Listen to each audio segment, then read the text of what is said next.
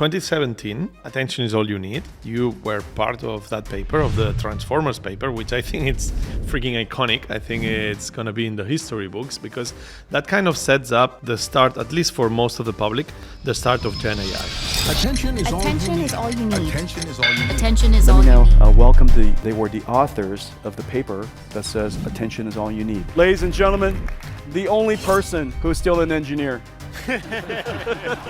Lucas, yeah, you're my hero. Łukasz Kaiser is a Polish mathematician and computer scientist. After serving as a staff research scientist at Google Brain, he has been a researcher at OpenAI since 2021. At OpenAI, he was long context lead for GPT-4, the model family behind ChatGPT, and he has led research that produced the O1 reasoning models used in the latest ChatGPT. There was this transformer paradigm when we were scaling up transformers and the models and made ChatGPT. But there is the new paradigm, which is reasoning.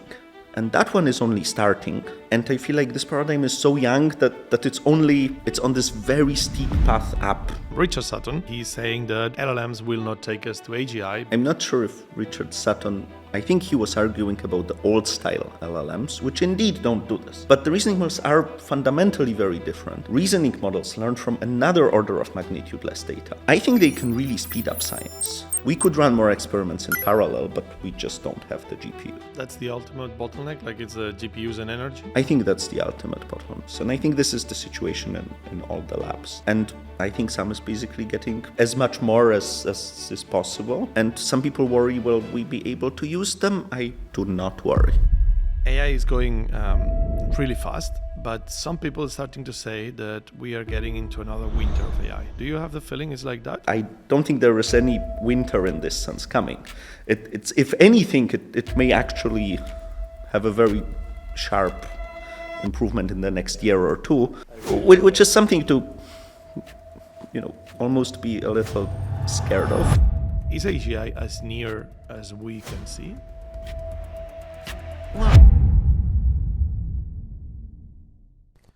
If we talk about AI, 2017 is a very important year, mainly because transformers were invented. That was a paper, a very famous paper called Attention is All You Need. 8 scientists developed the technology that brings us to what we have nowadays. One of them, Łukasz Kaiser, is today with us, and with him we will talk about everything about AI. Łukasz was working at Google at the time, but just before ChatGPT, he joined OpenAI. And since then, he is working there, especially on the reasoning models, what he considers to be one of the biggest breakthroughs after the 2017 Transformers. Enjoy the talk. Łukasz, it's a pleasure to have you today here. Thank you very much for taking the time. What is intelligence for you? Oh, thank you very much for having me. I don't know. Intelligence, it's a very hard word to think about what it is. I mean, we've been studying it for so long. People say it's the ability to achieve your goals in hard environments. That's like a definition that AI researchers have been going around. But this assumes what are goals. I feel like when you look at children, I'm not very sure their goals are very clear to them. So maybe there are aspects to intelligence that are different than goals. Just curiosity. So yes, I think we don't know. I think it's one exciting part of studying AI that you learn more and more that there are things to intelligence that you didn't expect. And as we put more into computers and understand some aspects, I feel like others come out that we realize, oh, well, yeah, it's an important part of intelligence, but we just didn't think about it. Not so long ago, people thought playing chess very well, it's a sign of amazing intelligence. Well, it's a sign of some intelligence, but yeah, it's just a little part of it. As we do more and more with computers, I think we'll be learning more and more that there is more to intelligence. It's so curious because intelligence is such a big topic nowadays, and you've been working on it for so long, like being part of these Transformers, Attention is All You Need, and then being now working in OpenAI, obviously in artificial intelligence. What do you think in a personal level about AI? Do you think this is, I assume that you're working on it, you assume this is something that's going to do good on society? How do you see it? What is your vision? Well, I think basically everyone working on AI hopes that it's going to do good. That's always the hope. So far with technology, I think we've had generally good luck. It has generally done good, even though, not always and not in every aspect. So I think it's good that this work on AI comes after, social media, after the internet. So we put a lot of thought into this not actually harming people. And but as researchers, of course, we hope, there's great promises. It may move science forward. It may help us with problems in the society. Computers can certainly do a lot of very useful work that we need. Organize things, find out new research, help us with a lot of stuff. But of course, as you build these powerful machines, trouble comes sometimes, and you need to be very careful and watch for it. And I would also say there's a role for governments to well, maybe not yet, but to watch it at least and make sure that it doesn't go the wrong way. Because with this great power, what you mean is that there's something that could do very good, but at the same time, obviously, it can have complicated I think it's sides. also important to realize how much we don't know. Nobody knows the future. We have hopes that this technology is going to do good things, but we don't know. I mean, when the first cars came, I don't think people imagined highways and bridges and overpasses and traffic jams. As they come, you need to adjust to make sure that doesn't cause any bad harm. But then, without cars and planes, I couldn't be here. So.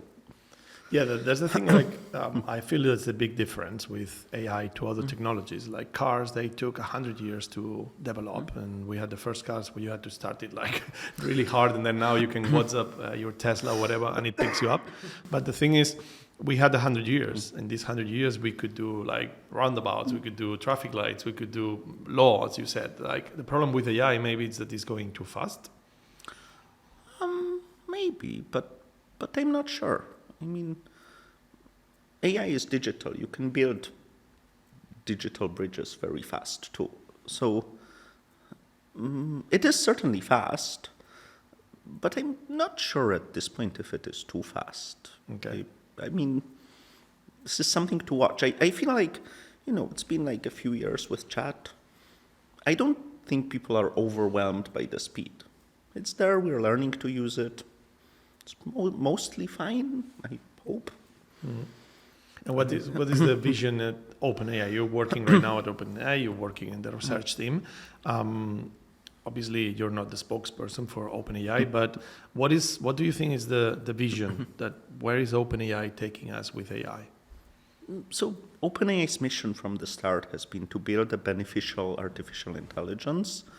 I think this stays the same. So as AI gets more powerful, we want to also watch that it actually benefits people, that it doesn't go astray.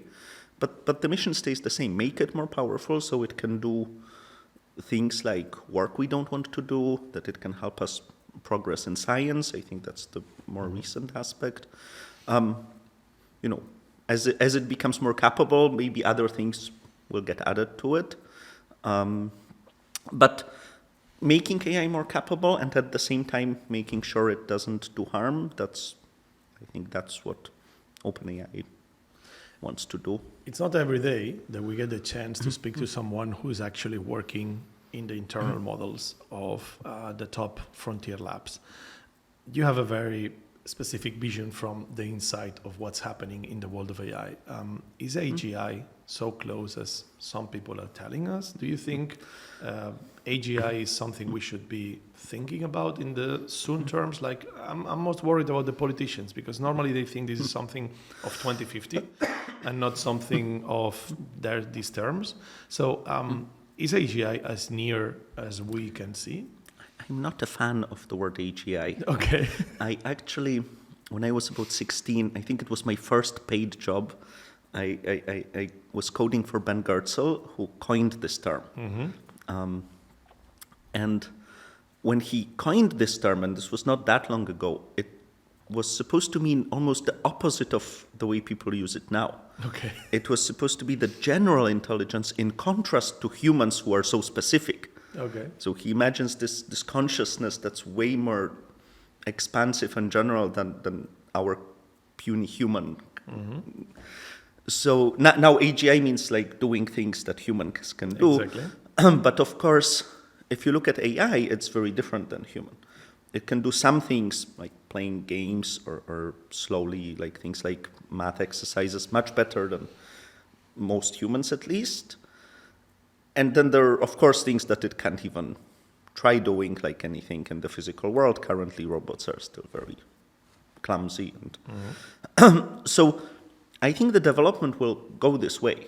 Like AI will get better and better, but there'll still be things, at least for a while, especially if you think of the physical world, where it will be either impossible or not really economical to do the work that people do. So it's interesting to think about it. Will there be a day when we can do anything a human can do? But so AGI kind of says average human. There is no average human. This doesn't exist. So I think this is interesting, but I think more important for right now is we'll talk about reasoning models. I think one big change they brought, and it's a change for the last year, is that they can actually start doing jobs that we do at work and do them very well. And like work not just give you an answer in 5 seconds or maybe in 30 seconds, but work for hours and do something useful. That's great. This means we can put some things that needs to be done and ask the AI to do it, and that means it will get done and we can make things better. But this may also mean that at least some parts of jobs will get automated, and this means people who are doing them may be doing something else. This could be a problem. This doesn't have to be a problem.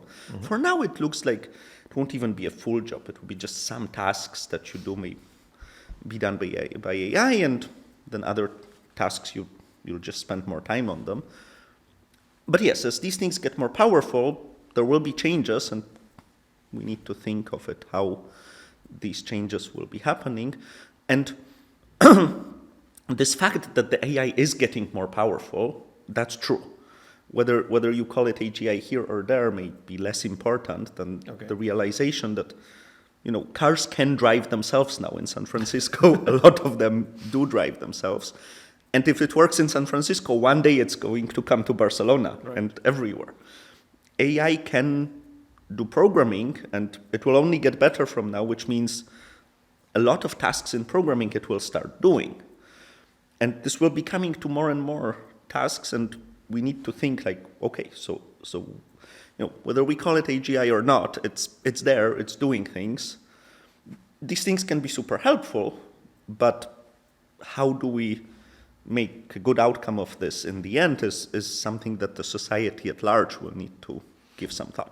I totally agree, and this is something that I debate a lot with many people, that it doesn't really matter, and I'm really surprised at how much semantic problems we have by the definitions, like definition of intelligence, then we fighting if AI is intelligent or not, definition of reasoning, if we fight if it's reasoning or not, definition of AGI to define if it's AGI or not. And I think we have to focus more on the real world impact, like especially on the economic impact, because that's what moves the world.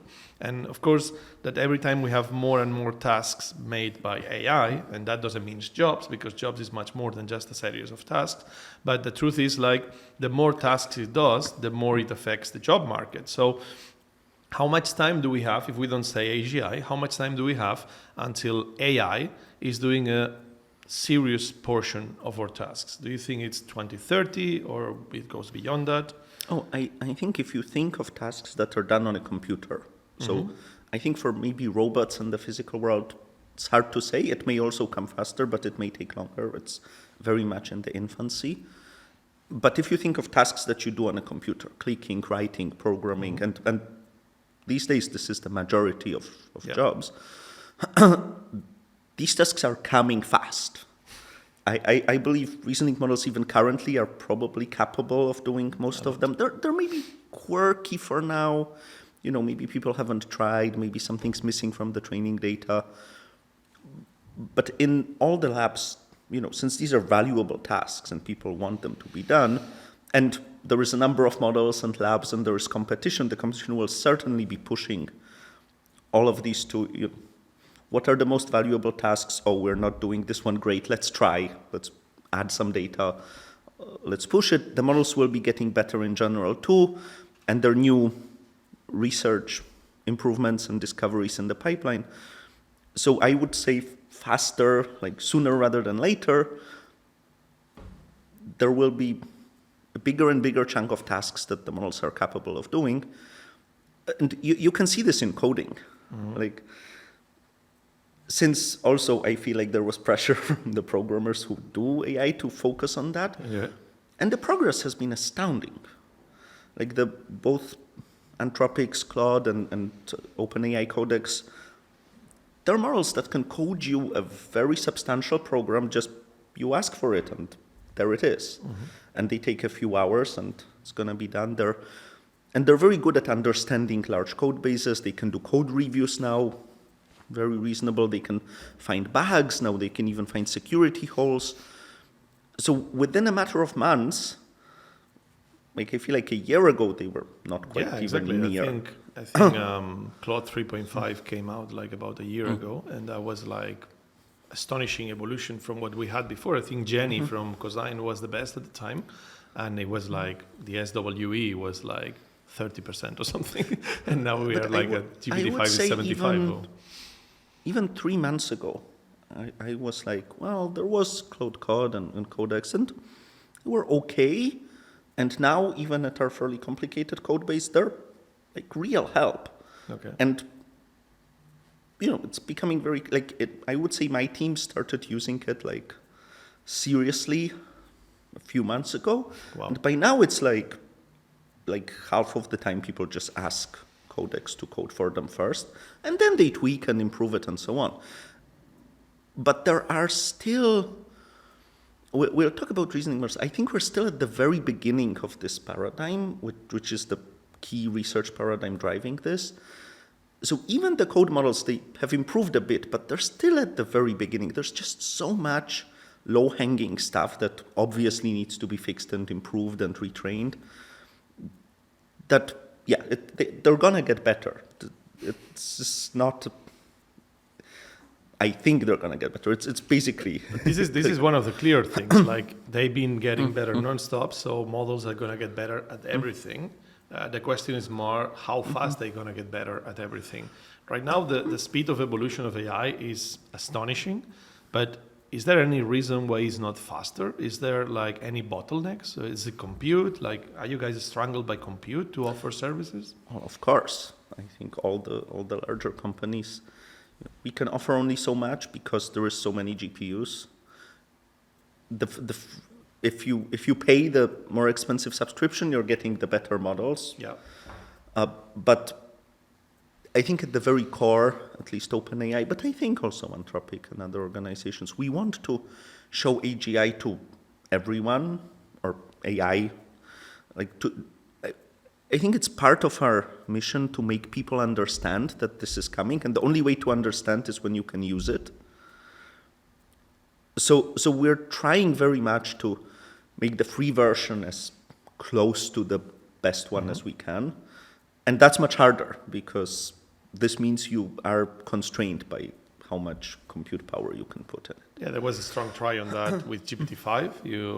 GPT-5 helped a lot. It improved a lot, but you open like reasoning models to 800 million people, basically. Yes, but it's still just some percentage of messages that are reasoning. The model will switch on its own, and sometimes it will give you a smaller model to.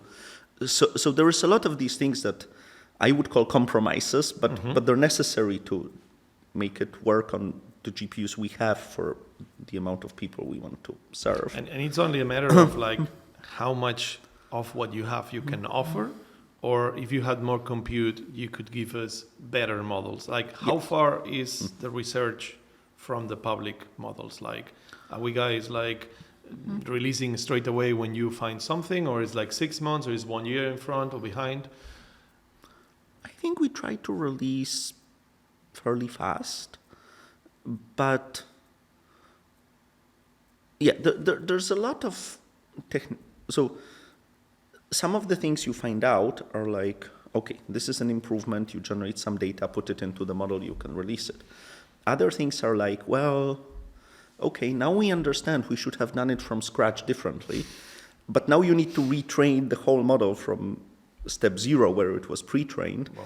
And that takes months and months, and it happens only once a year. And then on top of this, you need to put reasoning and so on. So the whole pipeline of a model takes a long time. So it depends where your research discovery sits. If it sits at the very end, like somewhere in reasoning where you're just saying, okay, I need to do this, so maybe you can redo it in a week or 2. But if it sits somewhere at the very start, like you change the tokenizer, that's my favorite example, you need to redo everything.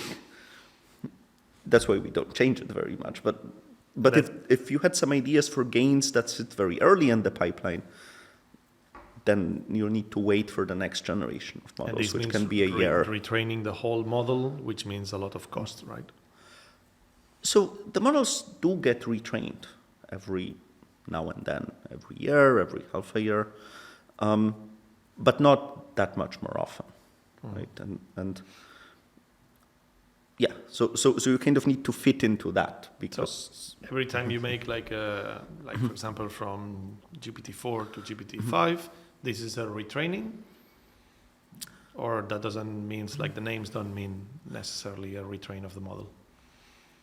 So there are retrains in the middle too. Okay. So GPT-4 at some point became 4.0, which was a new model, and yeah, so there's it's a bit there's of a mess. whole. But I think generally that so the models get retrained not only when the version changes; they also get retrained in the middle. And sometimes they get retrained so that you can make them cheaper. Right. Like 4.0 was not much better than the old GPT-4, but it was much cheaper. Which means you can offer it to more people. Which means you can offer it to more people. So right now there is 2 tendencies, right? There is like the part of making models bigger, which you made with GPT 4.5, and that basically was way too expensive to run, but it was not, I mean, according to the public statements, it was not that much better to justify the difference of cost. And then there is a way to do distillation, to make them distillation, it's called. Yes. So basically you make them from a model that's already working, you make something that is much smaller but as good as the first one, so therefore the inference is cheaper. Or just a little worse. Or just a little bit worse. There's a little compromise, no? Yes. And this is the 2 approaches at the moment, like either make it bigger or make it smaller, right? Yes, but back when OpenAI was mostly a research lab, there was you could just train the biggest model you can afford and not worry about how, the only limit of expense was what the GPUs you have for training, because you had no customers. Maybe there were some people using the API, but that you could handle. But now that it's a company that serves almost 1 billion people, the question is, okay, you have this beautiful big model, but you really need to do something to give it to the people. So the question is now, not what's the biggest you can do, but what's the best thing you can do so that it will actually use it, no? be useful. Yeah. So it's a different, I almost miss as a researcher the old, let's put all our money in the best thing. But of course it's doing the thing that's actually useful is what we should do. Ultimately, the models are in many ways smart enough to be useful and helpful, and they need to be there. So how much, because now we've seen obviously Sam investing a lot on getting like these deals for compute, and then we've seen now the partnership with NVIDIA, where basically you're going to make this new 100 billion, I think it is, I don't know, a lot, millions of GPUs. And then there is a Stargate that you're setting up 5 centers in the US and some others here in Europe and in Emirates, etc. How much difference that's going to make? Is it like, how much more compute are you going to get with this? Like, is it enough for what you guys want, or? So, we don't know what's enough. I don't think we have an upper limit. I think the only thing we know is that we can certainly use much more than we have. And I think some is basically getting as much more as is possible. And some people worry, will we be able to use them? I do not worry. I think in this level, right? Because how many GPUs can you build? Maybe we'll get 10 times more GPUs. That's already a lot, right? There will certainly be use for them. We can offer better models. We also on the research side, right? Maybe we train finally a really bigger model and work with it and maybe distill it. And there's so many things you can do with more resources. On the other hand, as you said, the numbers are staggering. So it's great for me as a researcher to say, well, we're going to have all these things, but we also need to think, okay, it's a lot of money. You could do other things with it. So you have to decide where to. So where to use luckily, the market can it can constrain at some point, and maybe that's good too. Right now, AI is going really fast, but some people are starting to say that we are getting into another winter of AI. Do you have the feeling it's like that, or you feel we're accelerating? I think there was this transformer paradigm when we were scaling up transformers and the models and made ChatGPT. And certainly this paradigm, where you just predict the next word and train a bigger and bigger model on more and more data, it's coming to it's been like this for years. The data has, the general internet data has basically been used. It's training on all of this already. You can't get that much more easily. But there is the new paradigm, which is reasoning. And that one is only starting. And I feel like this paradigm is so young that it's on this very steep path up in what it will be capable of. And we've already walked a little bit of it, so we know it already does amazing things. It works, yeah. So we know it works, but we have not really exploited it yet. We've scaled it up a little bit, but there could be way more scaling it up. There's way more research methods to make it better. So I think in this new paradigm, we're on a steep path. And in the other one, it's kind of... And the other one, it has gotten to a place where it's the economy basically ruling it. But with all the new GPUs, it will probably give us another nice lift too. So I think what we should at least consider, there's risks to everything. It may turn out all these new GPUs will take longer to turn on than expected. It's always, hardware is hard, people say. With data centers, they can have problems, they need power and so on. We're on some uptrend of a new paradigm, but it needs research, and some research works great and some works so-so, and you never know. That's the exciting part of research. But at least my basic idea would be that, well, the data centers will work one day, and the bigger models that we'll train in them will be better. So the scaling law of the models in the previous paradigm, it has held constantly, right? The bigger the models, the better they are. It's just like, do you care about whether they're better? But you do. They'll be better. You'll see it more even when you combine it with reasoning and apply it to hard tasks like at work. People say recently, when the models just answer you in 10 seconds, you may not see that the model is better so much. But if you let the model run for 5 hours, the fact that it makes less mistakes really shows. Instead of running in circles and doing some stupid things, it actually completes the task. So I think we will see both progress from this old scaling paradigm, just bigger models, and from this new paradigm where we still have a very interesting research to do, but it's also going steeply up.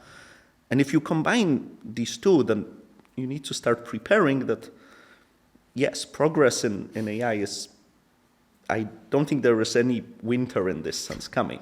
It's if anything, it may actually have a very sharp improvement in the next year or two, which is something to, almost be a little scared of.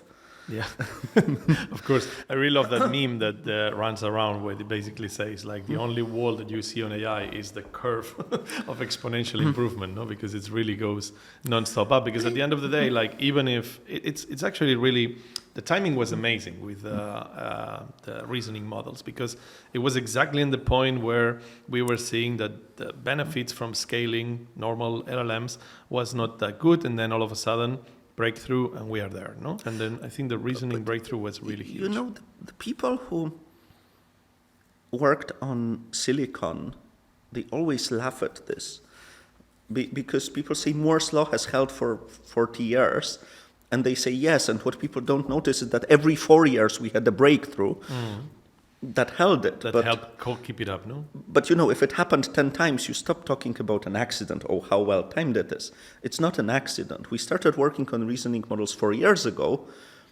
because people clearly saw that the just pure scaling will not be economical and we need a new paradigm. We had the paper about verifiers for math, where we actually did scaling law for a math data set. And it was a very easy one, like 6th grade. Nowadays, every model solves it 200%. But it turned out that the largest model was like GPT-4 level, like 100 billion parameters. And it turned out that the model would have to have like thousands of trillions of parameters to solve this if you just do it by normal scaling law. Okay. It was clear that this will never be economical. There will no. never be enough data to just do this with the old paradigm. So it's not an accident that we started working on it. It was very clear that, but the scaling law works. It probably goes on to these thousands of trillions of parameters. It's just not economical. There is just not enough data. Right. So it's not like scaling doesn't work. Scaling works. It's just we will not scale because it's not practical. But a lot of people saw that and started working on all these other methods. First there was RLHF, and then finally I feel like reasoners and the current RL is really cracked. Where do you scale next? Let's talk a bit about timeline, because I think that's really important. So 2017, attention is all you need. You were part of this, big part actually, of that paper, of the Transformers paper, which I think it's freaking iconic. I think it's going to be in the history books, because that kind of sets up the start, at least for most of the public, the start of Gen AI. So how is it to be part? I mean, there is 8 people on that paper. Like I think it was 6 from Google and 2 externals, right? Or they were all from Google? But 7 were at Google at 7 that time, were and at the time. Ilya quit not long before. So we're all connected to Google. Definitely. All connected to Google. Okay. So how was it? What did you guys? Because at the time, this did not look like such a big thing like it is nowadays. Well, it certainly looked at that time more like just work, right? We were researchers. Another day in the office inventing transformers. Well, because if you go back, if I go back mentally to that time, so RNNs were the big thing. There was the paper sequence-to-sequence learning that showed RNNs can do things like translation, and that was a big surprise for people who were doing translation with, like phrase-based methods, very old-style non-neural network. And many of them didn't believe that neural networks could even do such things as, just take a data set of French sentences, English sentences, and learn to translate them just by gradient training. So that was a big surprise. Then in 2017, we already knew that. We had RNNs. We knew they work on a number of tasks. They're very good. But they're very sequential, and they had the problems with, like, when the sentences got longer, they started missing things. And already attention mechanisms were there. So there were RNNs with added attention. It was known that they can translate longer sentences, so it was known that this at least helps with the length. And there were also models that were not as sequential. So RNNs need to, every word, every token, they need to update their state. That makes them not well suited for very parallel training. But there were already models like WaveNet for speech and ByteNet, which was a WaveNet version for translation, that used convolutions and did these very parallel steps. They worked reasonably well. So in that context, it didn't seem, okay, like you could, instead of convolutions, let's try attention. This seemed like one of the many ideas of what we could try and do that was around. But then, first of all, this idea worked dramatically better than, Than expected, than the other ideas and than expected. And also there is this thing, I think Mike Schuster at Google people used to come and say, I have this idea. He used to say, ideas are cheap. Making them work is the hard thing. So the attention idea, like part of the transformer authors, they were trying it before, but it didn't work that well. Like it worked somehow, and then somehow the nice thing about gathering like a group of different people is that there's a number of tweaks in the transformer. There are the feed-forward layers that have more parameters in the middle. Mm-hmm. There's the multi-head part, which is important, at least if you don't have that many layers.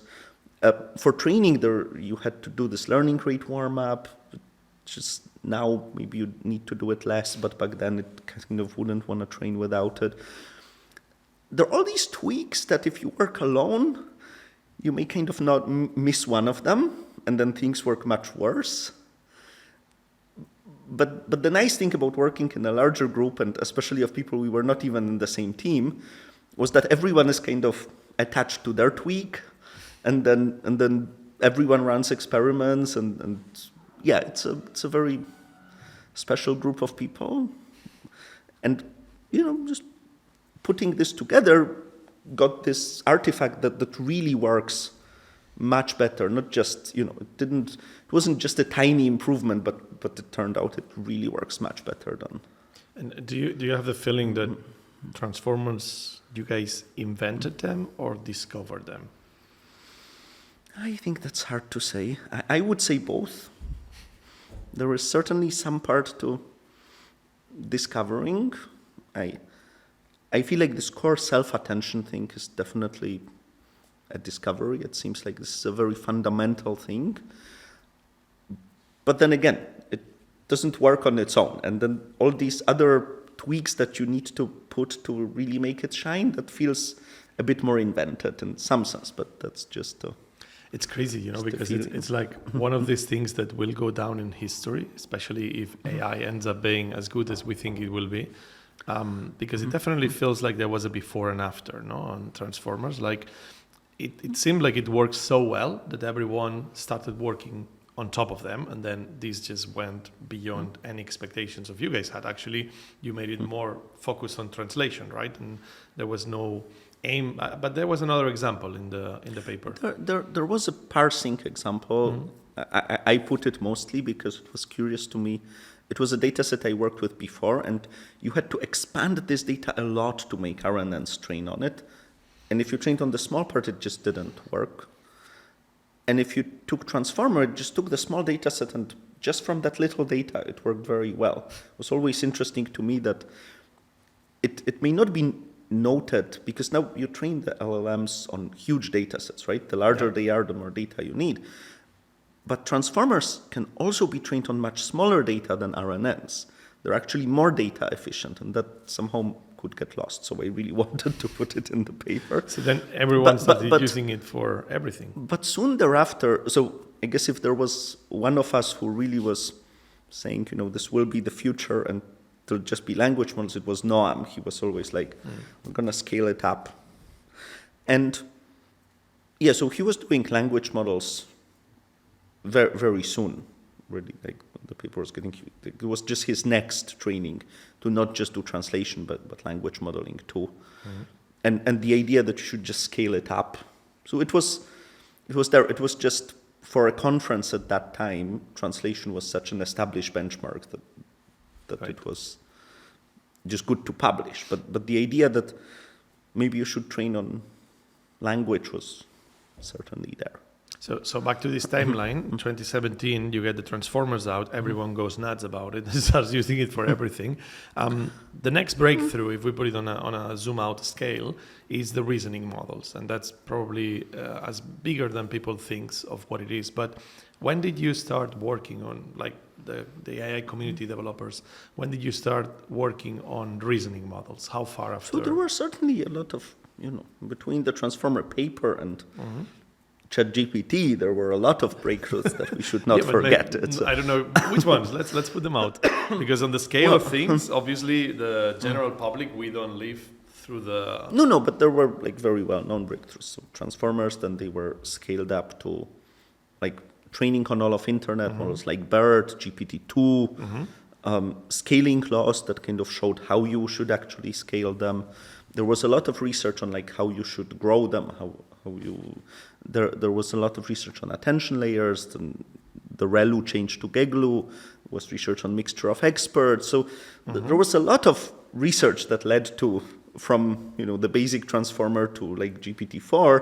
Right. There's a lot of hard work by a lot of people that it didn't just happen. I imagine. Oftentimes people say, the GPUs came and the deep learning revolution happened, and I'm like, no. And it's also the same with transformers. It's not like, the transformers paper and then the Gen AI happened. No, it was a very hard work of a lot of very brilliant people to bring it about. It didn't just happen. But for the public, it was invisible. For the general public, obviously GPT-2 was something there in 2019, if I'm not wrong. At that time, because you said that when the reasoning models, they came out in 2024 for the public, like O1, no? I think it was the first one. Yes. And then, but you said you were working on that for years, so. We started probably 2 years before that.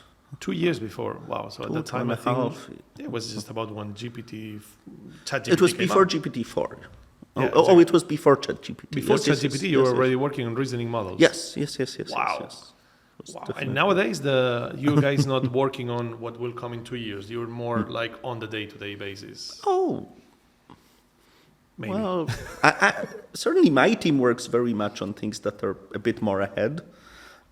Or maybe they'll never work, Exactly. I guess we will not talking about reasoning models if they did not work, and that work will not be so relevant. Yes, there's also, a lot of people worked on many parts that just never came out because, but it's also important, part of research is, I always laugh that before the attention is all you need, I had the paper even got to NeurIPS, which is good. The NeurIPS before, I had a paper, it was called NIPS back then, which was basically saying you don't need attention. Somehow that one's forgotten. Yeah, right. Obviously, the ones that don't work, they don't really go through.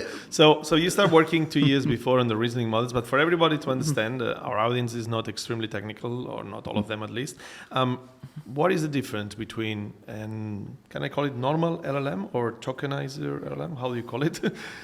Yeah, just the old style. Old style LLM and a reasoning model. So the old style LLM predicts the next word. It does whatever it does in its layers of representations, and it tells you, this is the probability of the next token. And then you take one from these probabilities, and then you do this again. The reasoning model, it produces some tokens for itself that it doesn't show you. And it can be a lot, it can be a little, it can be a variable number of tokens. It just does some thinking. Importantly, it can even call some tools as it does this. So it can take a look at a web search. It can say, Google or Bing, tell me a result for this query, and it will come in, and it will read it, maybe generate some more tokens, and only after that it will say, okay, now I'm outputting answer for you. And then it will put the tokens that you read. This part where it just calls like these tools and functions, this came with O3, right? Like in O1, there was no function calling, I think. And then in O3 was kind of like new. I know that you can even do code now in its chain of thought. You can do yes. So it may not have been in the production model, but I think in the research parts it was already, there was a paper even long before called Toolformer that already was talking about training such things. So at least the idea of having tools was there. When getting this to production is another problem, because now, in addition to the language model, you need to have this part that executes the tool for every one of your users, and that's complicated. Yeah, of course, for it's other more reasons. complicated. But yes, they can definitely do web search. They can run Python code, and that has the ability to run Python code has launched, I think, even before reasoning models in ChatGPT. It was the data analysis part. And it could be done just with the normal model. You would just ask it, produce some code, and then you'd say run. I think now reasoning models can do like a number of other tools too. Like in particular, there are these MCP servers. So you can make a tool. Oh, wow. And you can even tell Chat, hey, Chat, this is my tool. It has this address. This is a description in English of what this tool does. Probably even in other languages would work too. And use it. And it will, in its thinking, actually call your tool, which can have access to something you want to keep private, or database. It can even make a note for you, or things like that. So this MCP is a protocol that Anthropic introduced, but it allows you to handle a lot of other tools in like a unified interface. And I suspect there are probably some. There's more tools. Right? Well, we tested ourselves. Like it can edit images, it can like use vision, it can do plenty of things on that. So it's really amazing to look at the chain of thought. It's the most feel the AGI moment I had since I'm into AI. It's like you see a machine that is actually thinking, and that for me it's like it's really crazy because. You know, that I assume the way is just like it uses a classic tokenized, like classic LLM, classic model to create the chain of thought, and then it reflects over the chain of thought to create the final answer, or the whole process is different? Oh, yes, I think it is as you say, but it's also, so the chain of thoughts, they came like when we were starting, probably 2 years before the reasoning model. So the idea that you can tell a model, even the old style model, please think step by step, and it will do some thinking. That's kind of expected, and it was nice. It could do thinking, but the big improvement comes from the fact that you can train it to do better thinking. And now you can't train it the way you trained old models with just gradient descent. You need to train it with reinforcement learning, which is a more finicky training method. Like, you know, gradient descent, you can basically start from random weights, and if your optimizer is reasonably good, and by now we know how to do that, it will just train. With reinforcement learning, you need to be a bit careful because you can't just start from a random stuff that doesn't speak English. You need to have a prior that knows a little bit already about how to think, and you need to be careful what your training is really doing, what's on policy, off policy. Of course. So it took a while to polish this. And especially, you know, if you don't have if you don't know that it will work, the polishing is, I think that's the big problem in deep learning. Until you know it works really well, you need to find the motivation to put a lot of work into something that you don't even know if it's going to work. So that's the hard part, I guess, of being a researcher, that you need to find the grit to like work on something that's not working yet. But then, this is, you know, benefit of deep learning is that when it actually starts working, it works so beautifully. Like if you told the model just think step by step, it would do some thinking, but it was very bad at like, if it made an error to like go back and start from scratch. It didn't show much of that, maybe very little, but. And when you train with reinforcement learning, it suddenly starts doing this all the time. It tries something, sees, well, no, that was an error. Let me try again. It starts thinking for much longer because now it's considering things. It tries to go another way, checks if it's kind of the same result or not. It does a lot of these beautiful things in this thinking, and it can call tools, but also, you know, it can do a search, and then it somehow realizes it searched in 2 different places, but it says different things, so maybe it will try another place, or like, it will try to verify what it found. It learns to do all these things just from the signal that it needs to get the correct answer. And that's very little signal for learning. Yeah, it's really amazing because nowadays we're seeing a lot of like people who's discussing or arguing, like especially like the godfathers of AI and like the really like people that's been working for many decades, since the 60s, since the 70s, talking about how this is reasoning or is not reasoning, and there is lots of fight. And here we have like recently a podcast with Richard Sutton, where he's saying that LLMs will not take us to AGI because they basically, I think that the bottom line was they are not imitating the action, but like the process, but they're imitating only the output. But the difference with the other way around. So they are not imitating the output, but they're imitating the actions, while humans or animals, we imitate the output and then we find a way to do actions. But then doesn't reasoning models do actually that? We give them examples of the output and they find ways to reach something that matches the output? Yes, I think reasoning models do this very much. I'm not sure if Richard Sutton, I think he was arguing about the old style LLMs, which indeed don't do this. They're trained to imitate exactly the word that comes there. Now, reasoning models are very different. They know what's supposed to come as an answer, but then they do all of this thinking to get there. So in that sense, I think they are, like, first of all, they're fundamentally very different. If you consider this whole thinking as part of the modeling, as a latent thing that you're learning how to do, then these models are a totally new class of models, very different from the old style LLMs. And this is easy to kind of forget because it's maybe the same transformer and you even start from the same pre-trained one to have a good prior. But the reasoning models are fundamentally very different. They learn in a very different way. If you believe Richard Sutton, they learn actually in a much better way, much more human way in some sense. They are, again, this thing we saw with transformers and parsing, they could learn from much less data. Reasoning models learn from another order of magnitude less data.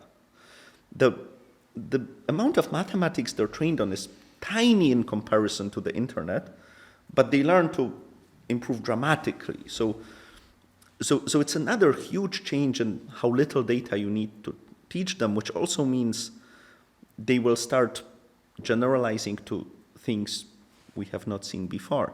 So it's a big paradigm change to go to reasoning models. It can be somewhat missed because on the surface it's still the same LLM there. But I think it's a big change, and I think they take away probably some of the objections people have. Maybe not all. There will always be objections. It's always hard to say this is the last paradigm. I would not go so far. But I think it's a big one, and I do think it will get us to very important practical. So you speak about reasoning models like if they were like, we were like on the very bottom of this big tall building that we're starting to climb. Like they are like, you really have big hopes for reasoning models to become much better than they are right now. And that would allow what? Because right now it's true that reasoning models brought us to like Google and OpenAI winning these Olympics of mathematics and computer science and programming, doing really amazing things like pipe coding is off the charts. And right now, a couple of days ago, Anthropic released this code on the fly where software auto-generates as you interact with the interface. So lots of really cool stuff that they came just because of reasoning models. I assume with this code on the fly where Anthropic could not create the next window of when I click in the calculator in a Windows environment and then create the calculator on the go, if it did not have a reasoning model, it would be absolutely impossible. So definitely they're doing really amazing things, but how far do you think they can take us? Well, it's always hard to answer. It's a little bit, imagine like, if in 2021 you were asking how far can language models take us, there was GPT 3.5. It was interesting, but it was mostly used for copywriting, I think. ChatGPT wasn't there yet, but it could have been. It was the same model that powered it, basically just, it didn't do this little bit of RLHF to make it chatty. But then you see, did we think how far it can take us? I think we kind of thought this is research-wise amazing technology. There was some API for people to try it, but we didn't have the answer like how exactly will this go. I remember OpenAI did some betting on the day of release of the research preview known as ChatGPT, I was betting that it will not be very popular. Oh, wow. Clearly a wrong bet. So I'm definitely the wrong person to ask, what product path will take you there. One great thing I think about our CEO, about Sam, is that he's going to just try, and there'll be a lot of paths that people will not love, and maybe one of them. So I think for reasoning models, we haven't found really the moment yet. I mean, for now, they're making chat work, for coding, for also for editing documents. And so to me, also, the tools that it can use are also search tools. Like in ChatGPT, it's called connectors. It can connect to Slack or to your Google Docs. And I love that because at work, it just searches all of my everything. Like some things are in Slack, some things are in email, some things are in documents. And I just ask Chat, can you find what did we talk recently about this thing? And it will go everywhere and find it for me. And then I can ask like a follow-up question, how should we code it? So that's a big thing for me at work. But again, like I wouldn't ask myself how this will become popular. Maybe something like this will be useful for people at work, but maybe it will be a smaller point compared to some other point that we just haven't. So I can only tell you that there is research-wise a real breakthrough in it, like a big paradigm change, not just a small improvement. Now, how will this actually manifest and come to the world? Maybe through some series of improvements and the interface will stay like chat, but maybe one day the interface will change. So this is not something I know, I'm not sure anyone knows, but there is the capability to do this, right? But in a more macro level, like, do you think reasoning models are going to allow AI to be really creative, to discover things that we humans haven't found from the same data set that we have in the world? Because most of science, it's already there. We just kind of discover it, like we kind of like try, test, and find. It's not like we're inventing new science. We kind of find it, but the world is happening around us. So most of science, we just find it. And sometimes we are not able to find something until like medical discoveries, etc., until someone makes a breakthrough and like, oh, there it is. But would AI allow us to find things that humans cannot find with the same information? Or will it even go beyond that and be able to create new stuff that we would not have been able to create, and that's thanks to reasoning models? Or do you think that's maybe too far? Well, I'm not sure this distinction is so clear. We all stand on the shoulders of giants. There's ideas we take, and then in a certain context, it becomes very clear that you should try some things. Like with transformers, as I told you, right, at that point in time, the idea that you should be more parallel in your sequence-to-sequence models was there. Attention was there, just in another context. So in some sense, it was almost natural to try. I feel like the current reasoning model at that time could have totally come up with the idea that it needs to be tried. But the problem was then like, okay, you have this general idea, but now you need to implement it really well and fit in other details and so on. So I think a large part, like in a certain historical context, the set of ideas is kind of there. If you read the recent papers and things, people often write about, we probably should also try this or that. But to execute, it's really hard. It takes a lot of effort to test these ideas. And if the models can do a lot of this on their own, then we may see much more rapid progress. Because I feel like in science, yes, there is some bottleneck in ideas, but there's also a huge bottleneck in just executing on them, testing them, even in some sense, executing ideas in computer science is pedestrian compared to executing them in physics, where you need to build an accelerator, or in biology, where you need to wait for years for something to grow. But in all of these fields, the machines could take a lot of this work on themselves. Like for machine learning papers were slowly reaching the point, I think Claude and Codex can now re-implement some of the papers and actually try this. Well, what if you re-implement it and it didn't work and you have to, change some parts to make it work? That's harder, of course. So that may take a little bit, but I think ultimately they'll reach this stage. And then I'm a little bit less worried about the ideas, because first of all, having ideas is the nicest part of being a researcher. So we're going to find people with ideas. But also, as they get executed, and some of them don't work that well, and others seem to work well, it becomes easier to tell which ones should be the next, because you need to follow what nature tells you, what works well. And big problem of being a researcher is that you have these 3 experiments, and you kind of need to make guesses and have this intuition that maybe it's that, but you're generally moving in the dark because you can only try so few things. If you can offload large part of this to the models, then suddenly you have much better idea where to go. So in this sense, I think models, especially reasoning models, if you give them access to tools like labs, and by labs it's not even necessarily automated labs. Maybe they just talk to a person who does something and work together. I think they can really speed up science. And it may be, again, not as glamorous as, robots pulling some things. It may be just researchers talking to the models and making better bets. So we may not see it very drastically, but it still can help a lot. Yeah, because that's at the end one of the parts that obviously would make science accelerate, as you say, is models helping the humans to make science faster, let's say.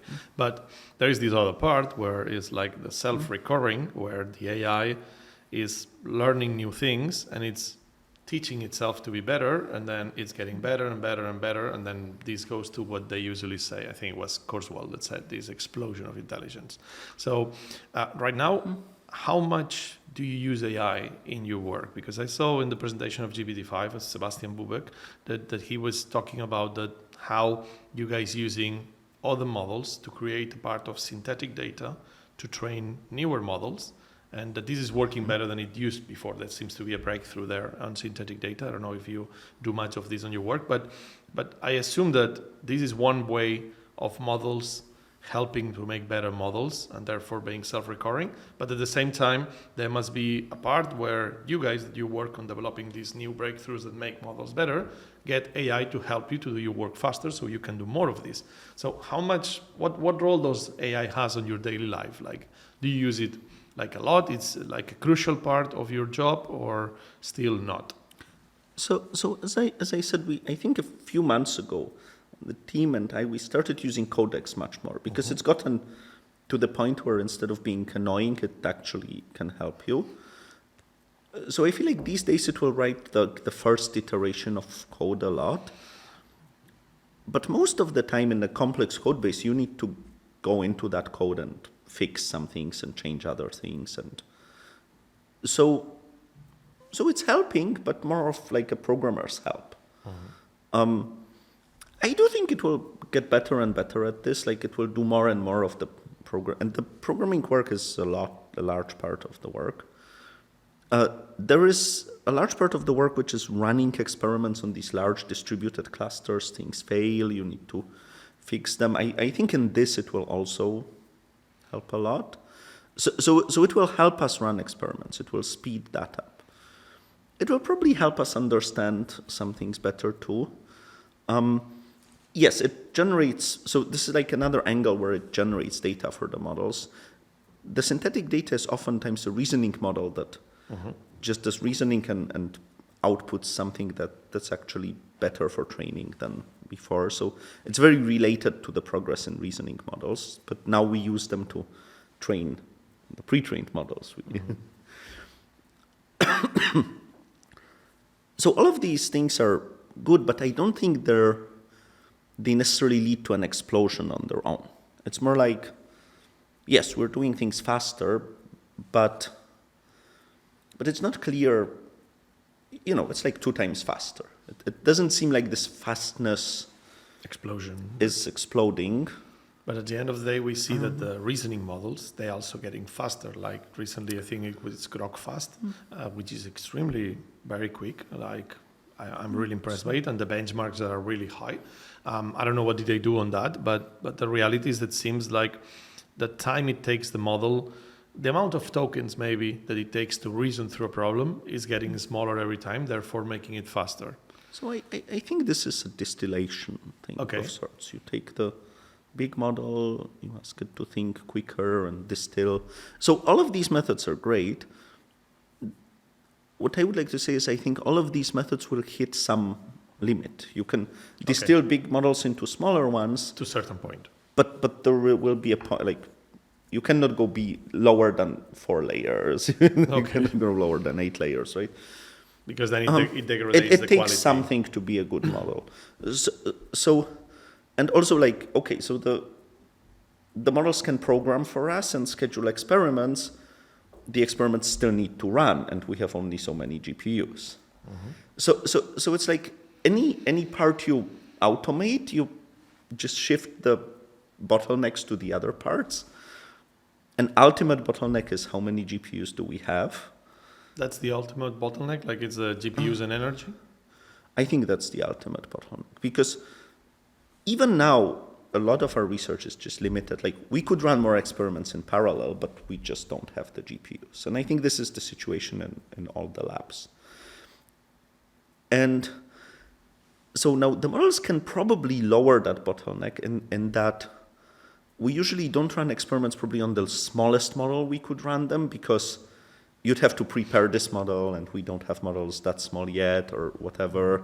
And that would take so much work that you just don't go into it.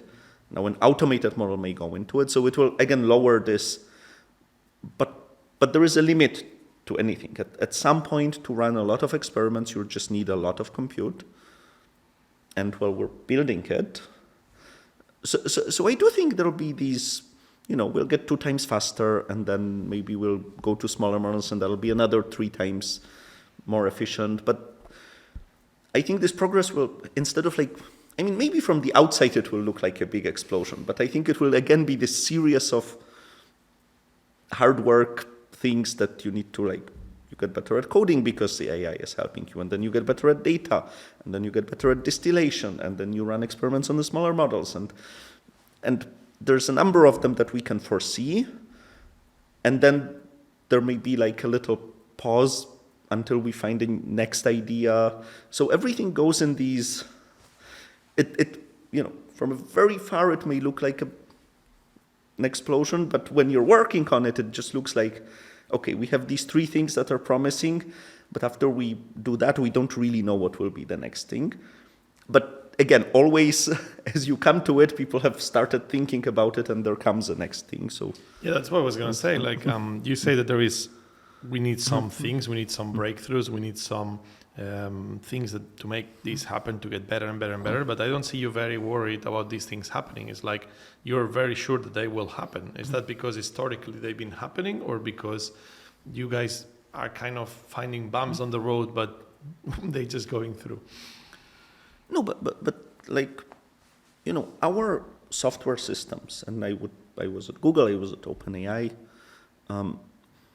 they are not great. I mean, they're great in the sense they're probably the best around, but they could be written much better. We spend a lot of time debugging things. Mm-hmm. Well, these bugs don't have to be there. Someone could just remove them in the perfect world. We run things and machines fail, and we have some systems to recover from that, but they don't catch some of the types of failures. So the daily work in machine learning is a very, there's a lot of technical drudgery that you just need to work. It's work, right? It's not just the ideas for research. It's very hard engineering work. And we build better frameworks, we build better tools. So that's our day-to-day work. And that's why, in some sense, of course, we can build better tools. We've done this twice. We're in the process of doing this again. And that's why we're so certain that AI can help us build better tools, because if it programs as well, and we see that it's starting to program as well as programmers, it will help us build these tools. This is not a hypothesis. It's almost like, there's programs we're building and it can program, and it is starting to help us, and then it makes mistakes and we teach it to make less of them. And so we'll build better software tools. And it's the same with synthetic data. Yes, we will build better synthetic data because we are already building it and we see how bad it is in many cases. So I think sometimes people outside have the view how great these models are. And they're great, of course. But when you're there building it, there's most of the people at OpenAI is this is awful, this is awful, this is awful, this is awful. This is clearly buggy. Most of the training runs had some failure somewhere in the middle, and this means the first 10% or 20 was trained wrong, but people are we're not gonna retrain it. You just go on and it will. So every moment you finish a big model training, another 7 things that went wrong, and you would do them better next time, and you do. And at least on this side of how many bugs and not all of them are software bugs. Some are data bugs. Some are just small issues.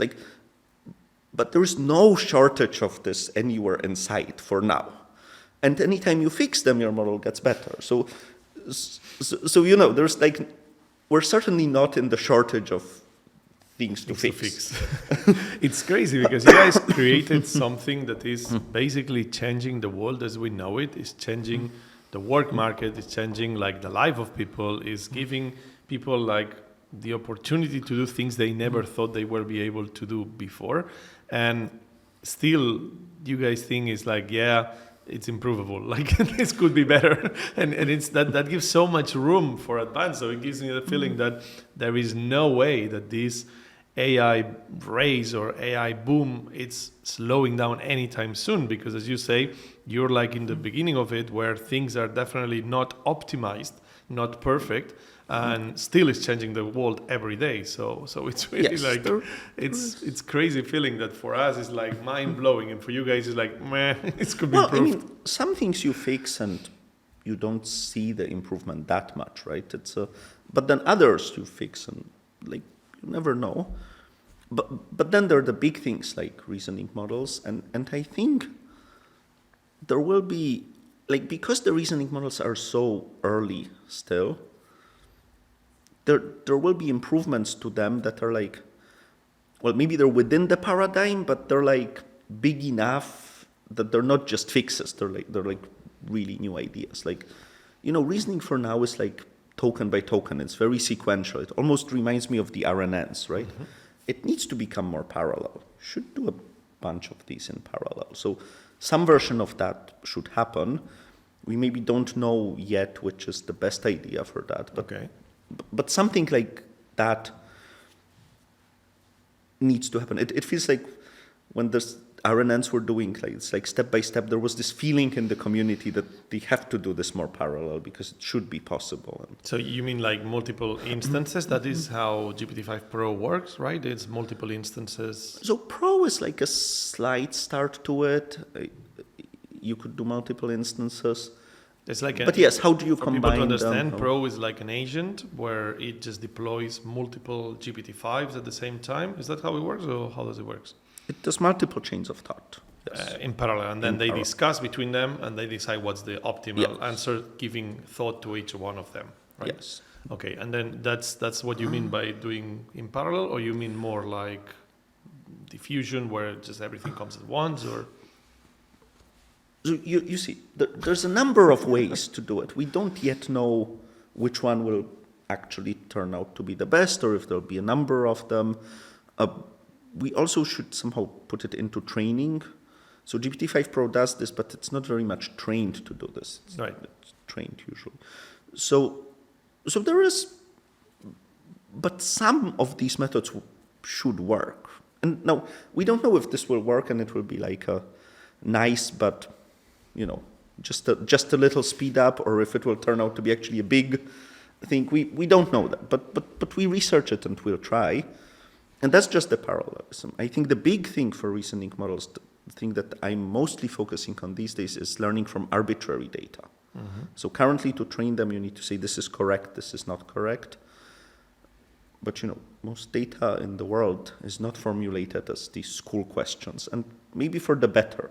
I never liked these exams. But people read books and they don't wonder, well, is the next paragraph correct or not correct? You just Right. And I don't think you even necessarily ask yourself in your head test questions. You just read it and understand it, but you can put a lot of thinking into what you've just read or what you will read. So I think, again, this is also a feeling that I think people in many labs have, that this should work on arbitrary data, not just with the correctness verifiable things. Yeah, this is another curious thing, which probably is completely unrelated, but it really shocked me these last weeks since GPT, OpenAI released Pulse. And then basically with Pulse, sometimes you ask something to ChatGPT and then you get an answer, and then you check Pulse next morning and it gives you a much more deep and developed answer.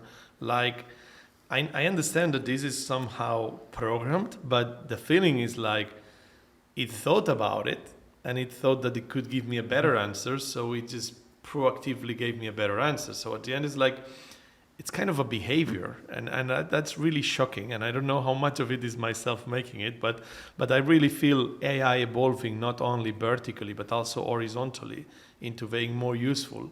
Using, in this case, I guess you guys using the Bali time where no one is using AI, and then you have more GPUs available at that time, and then for inference, but it's really amazing how it's transforming. So you see, this is what we were saying. ChatGPT is one interface, but maybe for the new things, for the new models, it's not actually the interface you want. You were asking, can more GPUs give you a better answer? Well, now you see they can. If we had more GPUs, maybe you'd get the better answer in the first place. Right. But for now, the thinking is a little sequential, so you need to wait. Maybe you don't want to wait in this moment. Right. So maybe you get a worse answer first, and then a better answer comes later. But how do you make an interface to that? Right? Pulse is kind of a first try, but yes, what does this become? Is it your friend on WhatsApp called Chad that kind of tells you, well, I may need 10 minutes for a better one, but we'll need to learn how to make this really useful. But yeah, it will be interesting, definitely. Definitely, yeah, it's mind-blowing every single time. So let's go back to the training part. There is on the training, you guys did train GPT on the whole internet, kind of. And then this was mostly on text, or I assume it was basically the whole internet text. But what's going on with the multimodality? Is multimodality something that can change completely training? It's because obviously we have much more information compressed in a video. I think it was Jan LeCun that put this example where he said that the amount of text we train ChatGPT on, will take a person 175,000 years of reading 8 hours a day. But then a child in 3-4 years, he gets this much information through his eyes just with vision. So when can we train AI in multimodal content like videos, audios, etc.? And if we do that, is it going to change the paradigm of the training data? We certainly do train models in multimodal fashion already. Okay. So already GPT-4 and definitely GPT-5 and all the reasoning models, they're trained on text, video, audio, text, images, and audio. Video, for now, it's more like a sequence of images, I think, but it will come to. Are we talking about native, not transcribing the audio, becoming text, and then using No, it's native in the sense there is some neural network that encodes the audio into some discrete form of audio tokens. Yeah, audio tokens and image tokens. Not the whole image becomes one token, but patches of it. And then the model is trained to predict the next token. It can in this way generate audio, generate images. And to me, if anything, it was just surprising how well this has worked. Again. Because I mean, there is some work that was put into these encoders, and that was, again, a lot of work by people to make them really good. But because there's also a problem, like if you have very small text somewhere in the image, how do you make sure it doesn't somehow get totally lost in these things? But there are ways around it. But all things considered, this has totally worked. In the sense, there were like times when every generated person had 6 fingers, you couldn't generate text on images. And then people just added more training data, tweaked the parts of the encoders, but the big transformer model that does the whole sequence stayed the same, and it worked. And it worked to the extent that, the generated images are amazing. You can, have text like all of newspaper and tell what should be written there. The audio can sing and whisper and have accents in many languages. And, it's not that it never makes mistakes, but it's astounding how good it is. So, yeah, I hope for video we'll see the same. I think very soon, as soon as today. Okay, great. And then we'll see something, but it will be a process, right? Okay. And also, so if you look at the latest robotics models from Google, for example, they're starting to incorporate reasoning, which I think is very interesting because fundamentally, if you're in the physical world, you need some fast movements that don't have time to reason much. So you need like one model that, like we move our hands, and so you need the very fast instinctual part, but then for the rest, you want some reasoning to happen. So there is some question how to combine these things. There needs to be some form of hierarchy. And like if you do multimodal, there is also like this hierarchy where you first do these token encodings and then have the big model. And I think it's a very fine objection that we're not yet very good at doing this hierarchy. And like we kind of hack it around, but it's not very principled, and maybe there should be better losses and should be done in a better way. But I think it will, and then we'll see like really interesting things come out. But like we always said that obviously there is no more text on the internet, so the models are limited by that. But if you're training them in audio and soon in video, then basically the data set is like order of magnitude bigger, no? Because like video is a lot of information. I think you need to be careful with information. So there is a lot of video data. A fair bit of this is fairly compressible. Then even after you compress this, there is a fair bit of it it is information, but it's not that relevant to many things other than physics and like aesthetics and so on. Like, the color of this table, its texture, this is definitely information. If you compress the video on the internet, it will need to retain it, so it will be there as an information. But in many ways, it's not that relevant. And so there is some work, like if you want to learn from pure videos, you need to do the work of like how to discard this information because you want to focus on the relevant things. Text kind of cuts this through because you can almost assume every word is relevant. Even if it's not true, you're not losing that much. Exactly. So in video, in terms of gigabytes, there is a lot of information. But I think a fair bit less of it is relevant. And also, like, if you want your model to reason about mathematics, there's very little relevant information in videos. Now, if you want your model to steer a robot, there is a lot of relevant information in the videos. So I think learning on that data will maybe more plug the gaps the model have than, like, I would not necessarily expect all our video training to make the models drastically better in mathematics, even though, a lot of mathematics is actually spatial imagination, so it may transfer to some extent, but I think that's more of a hope that's a little far-fetched. But isn't this... But if you're training a robot, I think it's very clear. But isn't this amount of video data, like even the parts that are like irrelevant or like not so important, some sort of world model? Isn't like if we give enough compute and enough amount of video, basically the model can understand sort of a world model, or this is like a very overkill approach and it's better to create something more like a world model? But I always try to answer this, that there are many worlds. It's certainly better for a world model, like for a robot to walk in a room. But if you want a model of a Harry Potter novel, you'll be better off just learning from the text of Harry Potter books. And if you want to talk about combinatorics in mathematics, you have a current model. Like, we don't only live, we live physically in this world, right? And that's what's on the videos. But in our heads, we have a lot of different worlds, and these are all represented in text mostly. So I think the language models have already a model of like all of our abstract worlds. They're lacking in the, like it's a flipped thing, right? They lack in the world that we know best in the physical world. And it's great that there is a chance to plug this gap, because it's a big hole and a big problem. And it manifests in subtle ways, but it also, the big way it manifests is why we don't have robots that work well yet.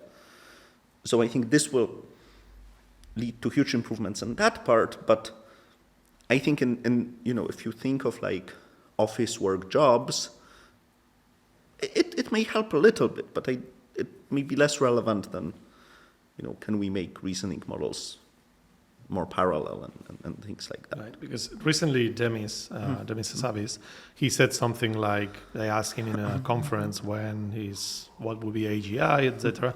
And then he said something like, whenever a model with a cutoff knowledge of 1901 can do the relativity theory like Einstein did in 1905, that would be for me something like an AGI. So, and then he continues normally talking about there is something missing on LLMs to be able to do that. But what you're saying is like LLMs with this text and multimodality, they could evolve into something. It's not so much that we're missing a breakthrough, but more like we're missing certain steps in evolution to reach a point that LLMs could go that direction, or you think LLMs are not going to go that direction like Jan LeCun usually says? So I think for what Demis is saying, I think a really good reasoning model could maybe satisfy his desire. Okay. And it may not even need videos. Because the theory of relativity is like, does not benefit, I think, that much from the general intuition of how to walk in the room. Maybe a little bit, but like, there is a fair bit of physical world knowledge just in text too. So I think what he's asking for may be realized without that much multimodal work. And I actually think LLMs, if you think of the reasoning ones, which are quite different, as I said, from the old style ones, they may be approaching this. They also, currently the reasoning is in context, and the context can only go so long in transformers. Exactly. It's like, I think we'll go beyond that. They'll be updating their weights and doing other things. So there'll be improvements in reasoning models that are still needed, but I think once we do those, it may satisfy this thing that he's talking about. But then, as we said, if you think as AGI, like doing what a general human can do, a general human cannot invent theory of relativity, but can probably bring that chair here. So maybe for that part, it's more relevant to indeed train on the videos to, the models have a gap. They don't understand the physical world as well as we do. And it seems like training on videos is a way to remove that gap. And yeah, I think that's important. We should do it.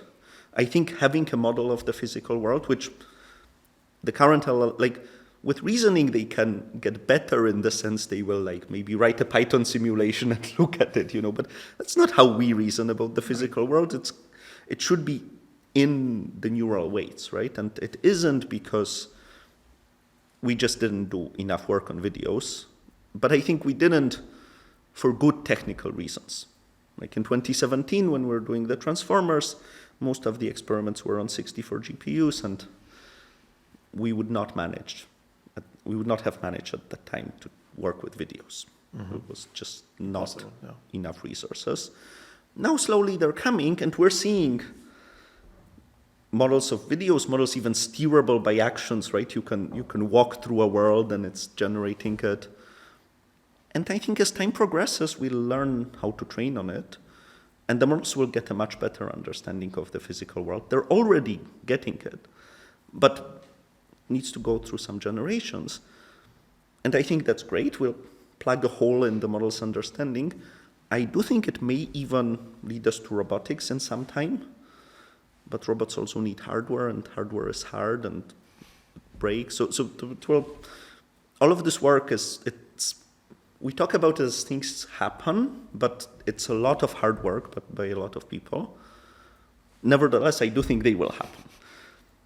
And I think robots will be quite amazing once they work as well as... Yeah, they look amazing. Like Google recently released these, I think it's called Gemini 1.5 robotics, where actually robots are getting a brain. This is like, we've seen already some things from Figure, and it's like, I think people is not aware of how soon we're going to have robots walking amongst us. I think robots will get a brain soon. I think it's a tough question, how long from that to actually walking amongst it. It's much safer and easier for a robot to walk in a lab or on a factory floor than to walk on an actual street. Yeah, I don't know enough, but I do suspect this will be harder than... Will it's always been like that. With hardware, as you say, hardware is hard. We thought cars will be self-driving like long time ago, and it took a while. Now they're starting, but they are there. Yeah, exactly. In but San it took Francisco, 10 years longer than what we thought it would take, maybe. Yes, it's always... I would not dare predictions like that, but there is progress in these domains too. I think first, before we see the robots, we'll have a lot of fun with video generations. We see a lot of things that we don't understand on models, at least the general public, like non-technical like me, where we basically are really like amazed by some things that the models do. And I think one of the biggest ones is hallucinations. So why do models hallucinate? And you guys actually pretty much fixed it. It seems like in GPT-5, it's been a big breakthrough through that. Why do models hallucinate? Well, I think the simplest mechanism is they're trained to answer you. And they're not trained very much to say, I don't know. Now they're trained a little bit more. But in general, if you just read stuff on the internet, there is not that much I don't know. It appears here and there, but usually people try to kind of know. And so do the models. That's what they're trained on. So, you ask, when does the zoo in San Francisco open? And the model will just, it read some website in training that the zoo opens at 10 a.m. And it will have a tendency to tell you 10 a.m. And it read it somewhere in the training data. But this was a website from 5 years ago. And maybe from a different zoo, who knows? Like, but in its probabilities of the next word, like it may be even considered to say, I don't know, but then I don't know is rare, and zoo websites are plenty. There's a lot of cities and a lot of zoos, and then TripAdvisor has a copy of the web. So in its modeling of the internet, it kind of was deciding, it's much more probable to say 10 a.m. than to say I don't know. And also, why would it say I don't know? It knows it's read so much about it.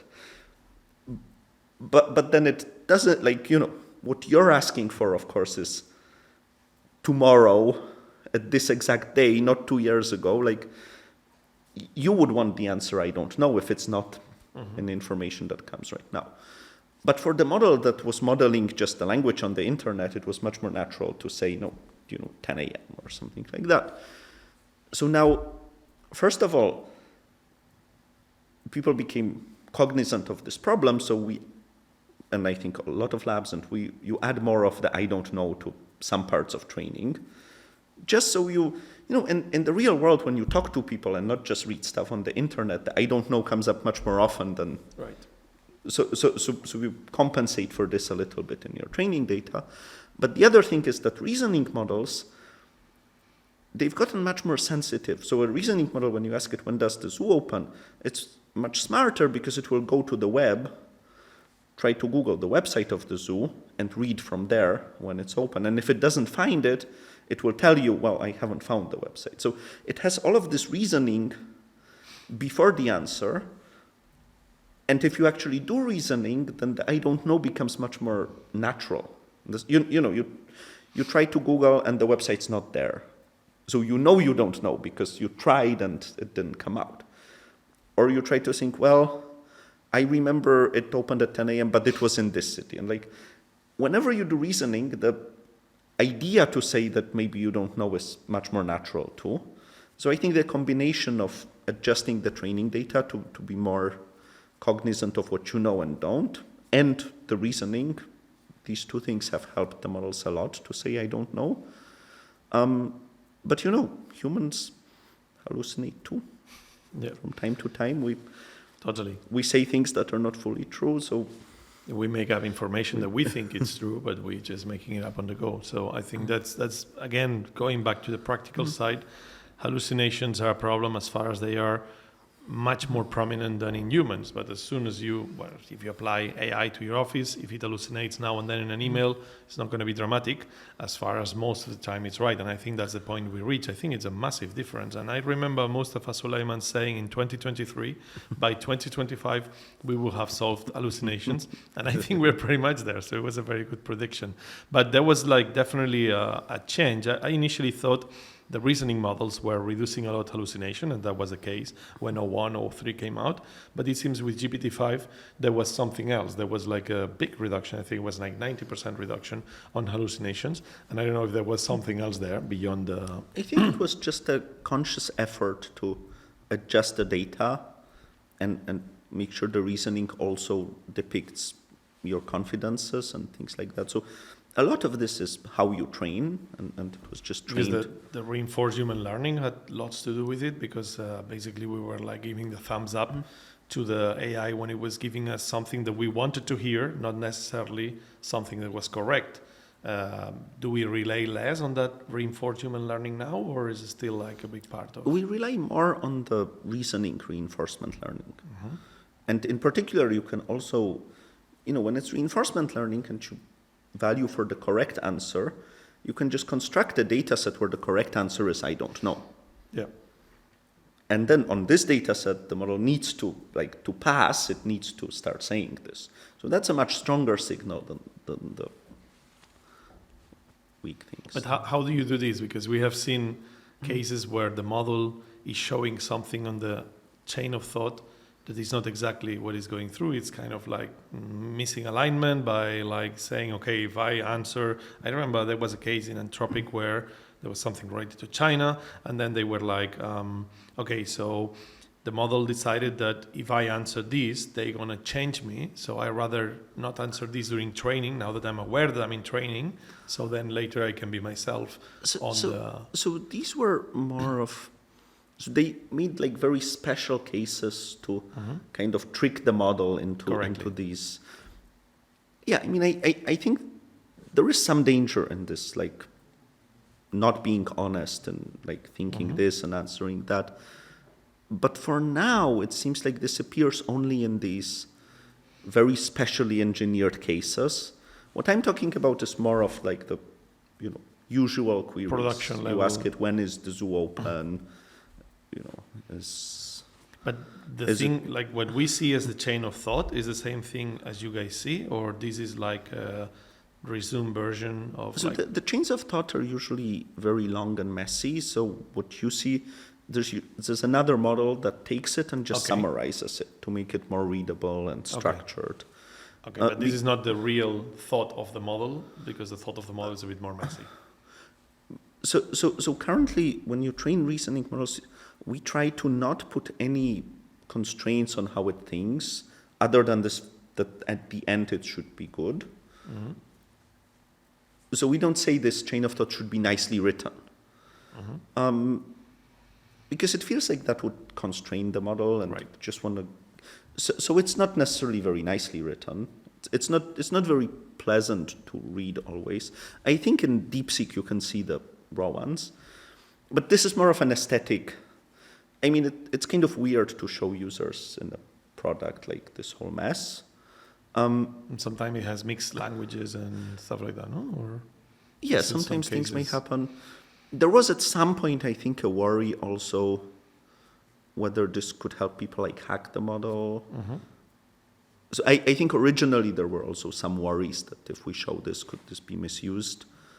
I think these days maybe this is less of a worry and there's more of an aesthetic worry that it's just super long and not very readable. And not There was a that worry useful. on a certain point when the reasoning models came out to the public, where what the model thought could be offensive at certain point, and then that there was to have some kind of filtering. That some thoughts, everyone has dark thoughts sometimes, I guess. So I assume the models as well, and then that there was like no need for that to reach the public.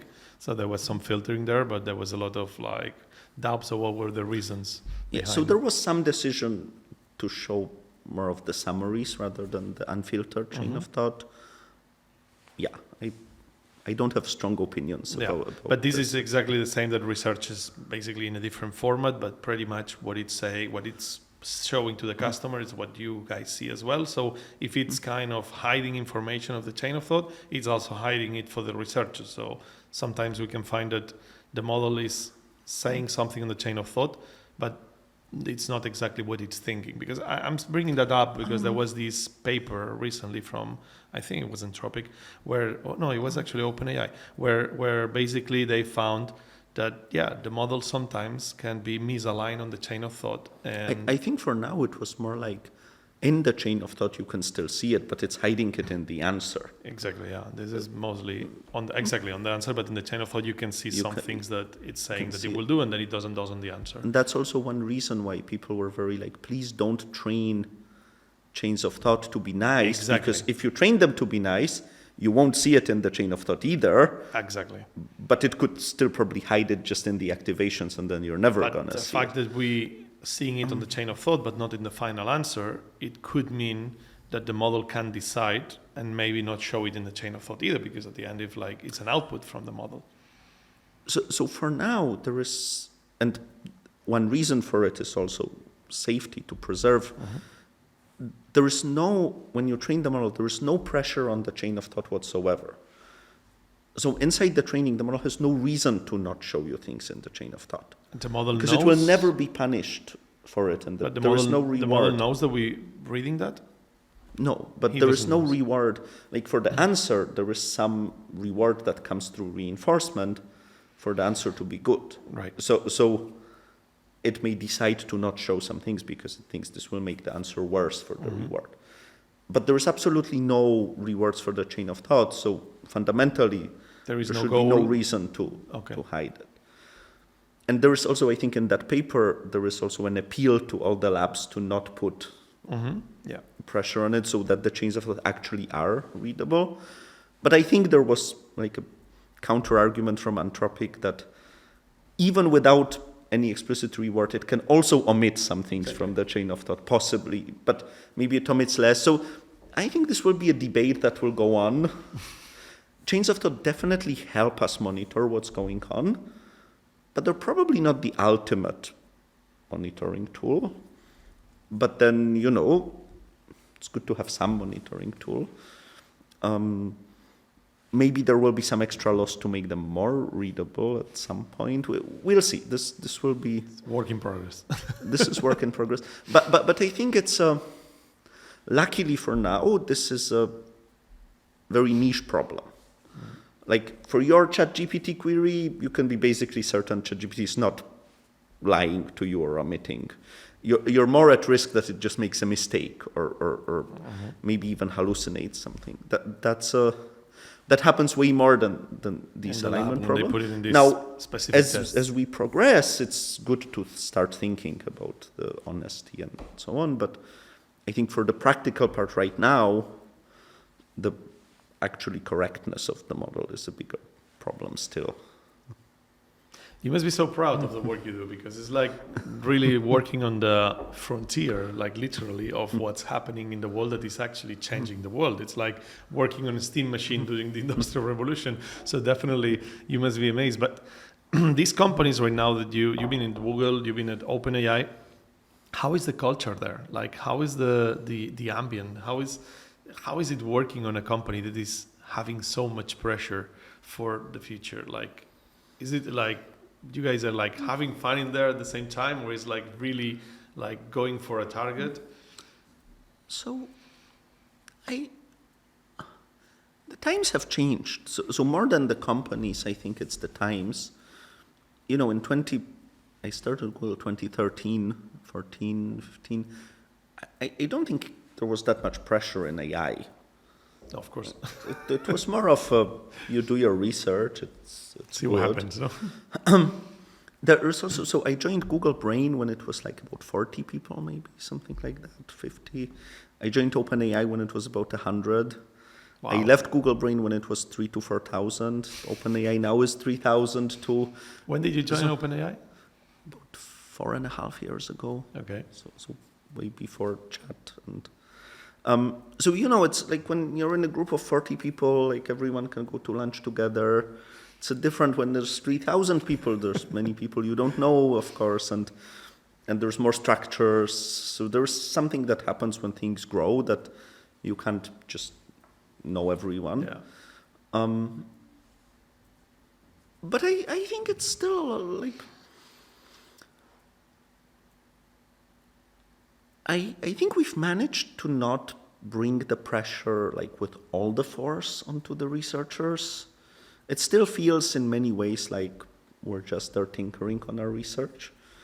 You need to, you know, forget this pressure at some point, otherwise you'd not be able to work. I think that happens quite well. I think there's some part of people, especially who are like doing half research, half product, you know, there needs to be I think they feel the pressure maybe way more.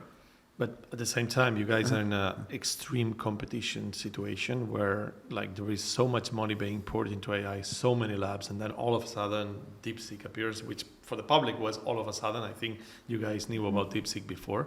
But how does it feel like? Because you may be working on something and all of a sudden another company releases something. It's like, how did they do this? No, and it's like, is it constant competition, or you feel like more everyone working on the same direction? I don't feel, I don't think the competition is much pressure. It feels like the broad topics are fairly similar. So we may be choosing a little bit of different roads, but we're all kind of pursuing the same goal of more powerful models and making sure they're doing the right things.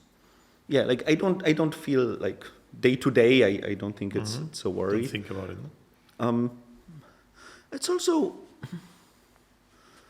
I mean, you know, the Bay Area is in some sense a small place, and there's a lot of flow of information. So, like, I mean, we don't tell our competitors what we do, but like people change jobs and like so I don't think there is like a worry that things will stay deeply secret for forever.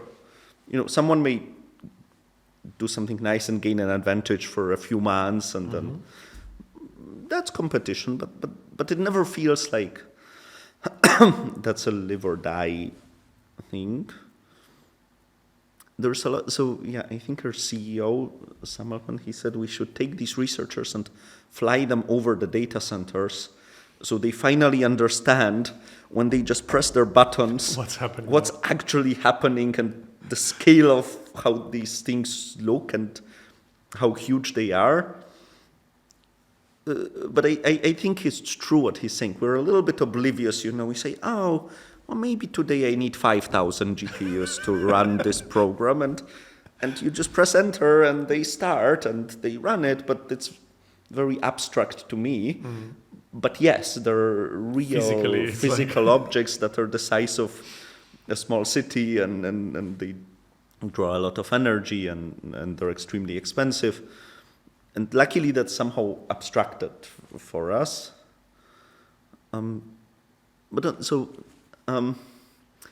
I studied in Poland, my master's. I'm from Poland. And my supervisor was a student of Tarski long time ago. And he was in the Bay, and one day he told me that he remembered how in the day of the Silicon Valley, when it was silicon, there were these trucks coming to Bell Labs with these extremely expensive transistors. And they would unload in the morning, the researchers would do their experiments, and this was all trash by the evening, and they would just take it out and bring in the new one. So maybe in some sense, this is the price of progress. Like if you want to do frontiers research, you'll need to run these expensive machines somewhere and experiment on them. And we try to do our best to make this useful. But sometimes there is waste of resources which is necessary for progress, obviously. Yes, sure.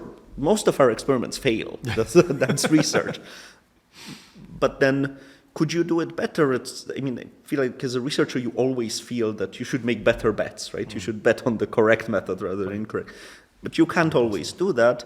Of course, one day maybe AI will come and tell us that we could have if we were just not smart enough. Maybe it's coming. We'll learn a lot. Maybe it will help us make better bets. Right. But then you start calculating how much better they are, and probably it can be, there's certainly some things you could do better, but in the big picture of things, how much can it give you? Maybe not that much. We'll see. What's your take on the other labs? Like, what do you think about Anthropic, for example? Well, I think to the first principle, I always think of the labs being fairly similar. Of course, every lab has their unique people and culture, but in my mind, I don't know Anthropic very well. I know Google much better, of course, because I worked there. I think the labs have a very similar spirit, and they try to do their best, do a lot of research. They take bets on a bit different directions sometimes, and sometimes that works. You can even see in the models a little bit how they have slightly different you can see personalities.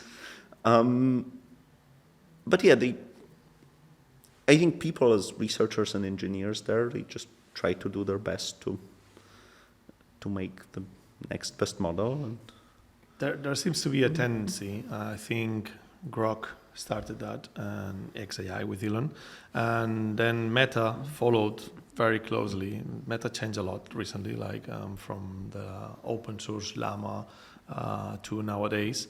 And there seems to be like this concept that is getting popular, which is basically they're calling it AI slop, where the labs are producing something which commercially may be very viable, like creating like AI characters like Annie in Grok, that they just romantically talk to the user to entertain, let's say. Then there is this like new feed of like kind of like TikTok or whatever it is from Meta, made purely by AI, that it just keeps feeding your dopamine. As a researcher, were you working on making the world a better place? How do you feel when they pour money and they spend so much money in this kind of purposes of AI that, to me, honestly, feel very toxic? Is this the best we can do with AI? Well, you know how it is. It's like any research you research will be used in different ways, and you cannot control how it will be used, whether you personally like it or not. And AI is a very capable method, and we need to come to terms that it will be used in ways we don't want it to be used.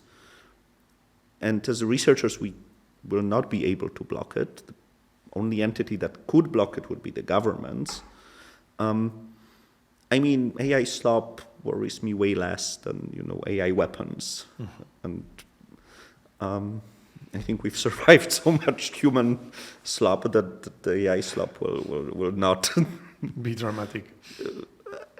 But it's only now I feel.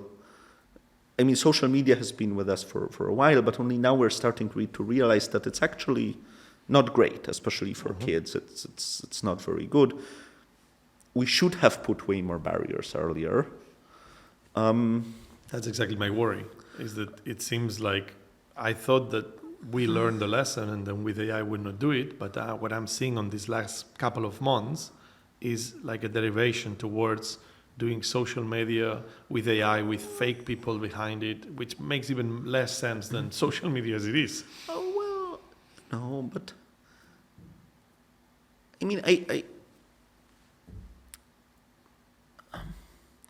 feel like, for one, if you want to put barriers, the barriers are probably not whether this should be AI or human slop. The barriers are more like, I think in the US it's becoming very popular, for example, that schools just take the kid's phone and put it on some shelf, and you're not using your phone while at school. And that seems to work very well. Maybe that's too harsh, but what I mean is, this is not whether you're using TikTok or Instagram or AI something, right? This is very secondary to the fact, do you have limits on usage? But yeah, I mean, I feel like, yeah, this media side, I'm much more worried about like weapons sides. This is where, social media had nothing to do with it. AI can actually make better weapons. We need to face that. Not so much maybe language models, but the physical models certainly robots, can. So there will be coming. Yes, will. I don't have any big thoughts about it, but I certainly hope that people will put some restraints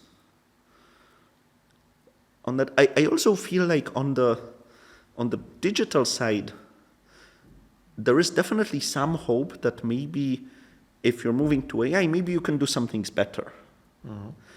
One thing that, I think OpenAI as a company, that means a lot of our employees and the leadership, I think one thing we're very proud of is that we have a subscription model. Yep. And this could have totally gone the other way, right? It was some early decision, a bit of luck, certainly. Chat was a research preview. But in addition to luck, there was certainly some thought that we don't want this model where engagement is your metric. It brings you money. It would probably, for the purpose of getting money, it would probably work.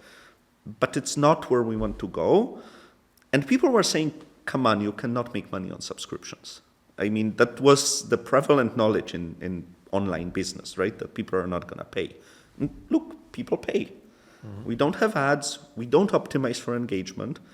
And a lot of people are using it and paying a subscription.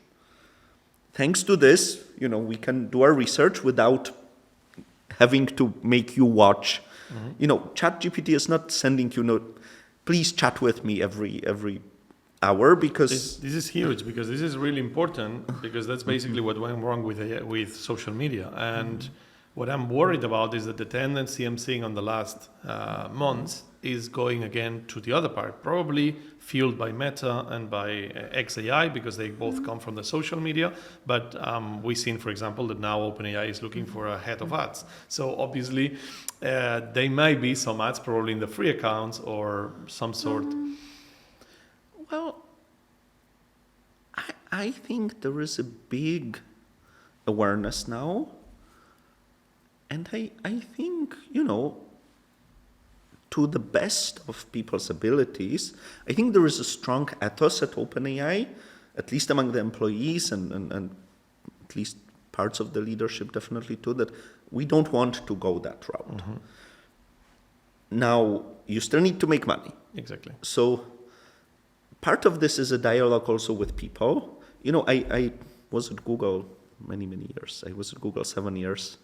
Still, Larry Page was roaming the campus. He did a try. It was over a decade ago, I think, where Google tried to introduce a subscription model. Google now has Google One, right?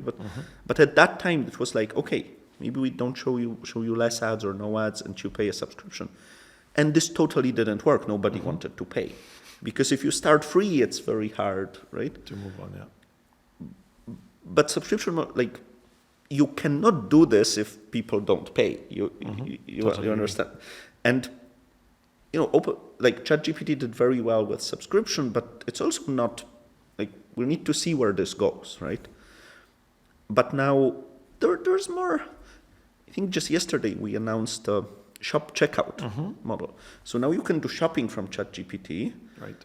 and you can immediately buy things. And you guys but we probably don't make need some money out of it. But we don't need to show you ads, and the partners decided that it's still okay for us to take some money. So that's great, right? Yeah, that's amazing. It's a model that allows us to earn money and not need to push you to The question to would be if ChatGPT is recommending me a product based on the ones he has a deal with. So, for example, you did this with Etsy, and now if I say, hey, I want a wooden shelf, if it's only showing me options from Etsy because you guys make money out of it, then yes, the model is not being fair. But it won't. Okay, right? that's It's the deal is very much that it's not affecting If that's any like of this, the. then it's great. Yeah.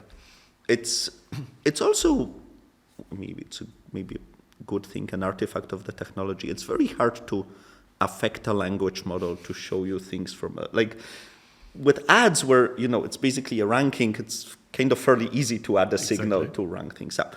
In a language model, if you post-train for something, you may get very weird stuff. Yeah.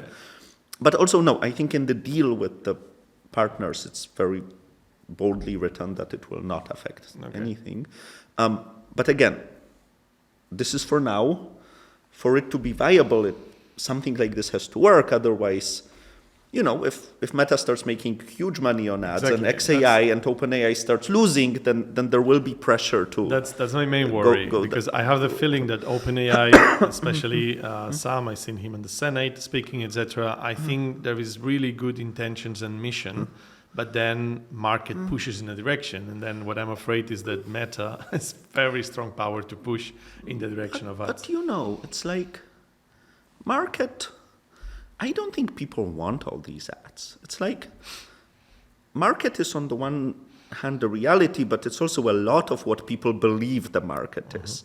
And I think maybe it's different, Yeah, I just hope that you guys keep a subscription where I can pay to not have ads. I don't know if you have ever met Johnny Ive. And he's certainly a crusader for like good tech. And, it's a challenge, but it may work.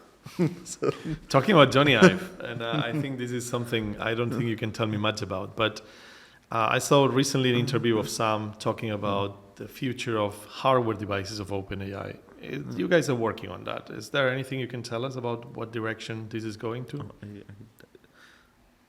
I don't know much. I mean, I think I know as much as you know from the press, but Johnny sometimes comes and gives like internal talks, and it's very clear he wants to make it right. Now, what is right? That's harder to say. Down to each person. But it's certainly not bombarding you with ads.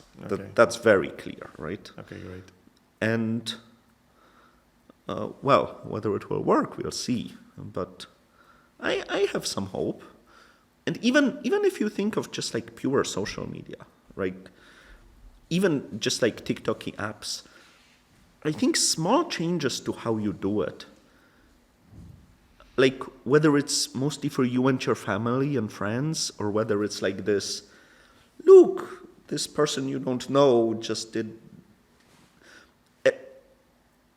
Like sometimes very subtle changes can make a big change in how it actually affects people.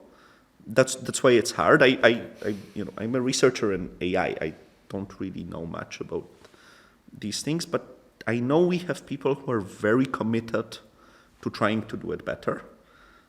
Again, doesn't mean it's gonna work, but at least for now, like the market has, it seems people are fine with something that doesn't have ads, and they're even pay. As I said before, I just hope that OpenAI keeps like, I don't mind how much it is, but like a subscription that actually AI is looking for my interest and not for whatever advertising company. So I assume this is going to get expensive. That is the mission. And I can understand that the free accounts, they get some ads. I mean, it makes sense. And you use lots of compute for that. So currently, I our free accounts do not get any ads. No, currently not. But I assume it will be the first place where ads will go because paying people will not accept them so easily. People, I think also at Anthropic and Google and certainly OpenAI, are very committed. So we'll try to not have ads. Okay. Yeah, I would be We'll absolutely, see. absolutely amazed if we can keep it on certain commissions It's, that you make, guys, out of what they would I mean, buy. I also don't think. I think blaming ads, it's a shortcut of sorts. I don't think all ads are bad. No, that's I true. think the problem is that you're optimizing for engagement. Mm-hmm. You're telling people you need to spend your time talking to this digital device. That's wrong. Yeah, because that's the base, so I can put you more ads. So Well, the ads yeah, is yes, not but- the problem is but- not on the ads. The but- problem is on the engagement. But it farmer. can be the same if it's videos or like. Mm-hmm. But the point is, it's not the videos that are bad. It's not even necessarily the ads that are bad. Like sometimes you want to buy things, Mm-hmm.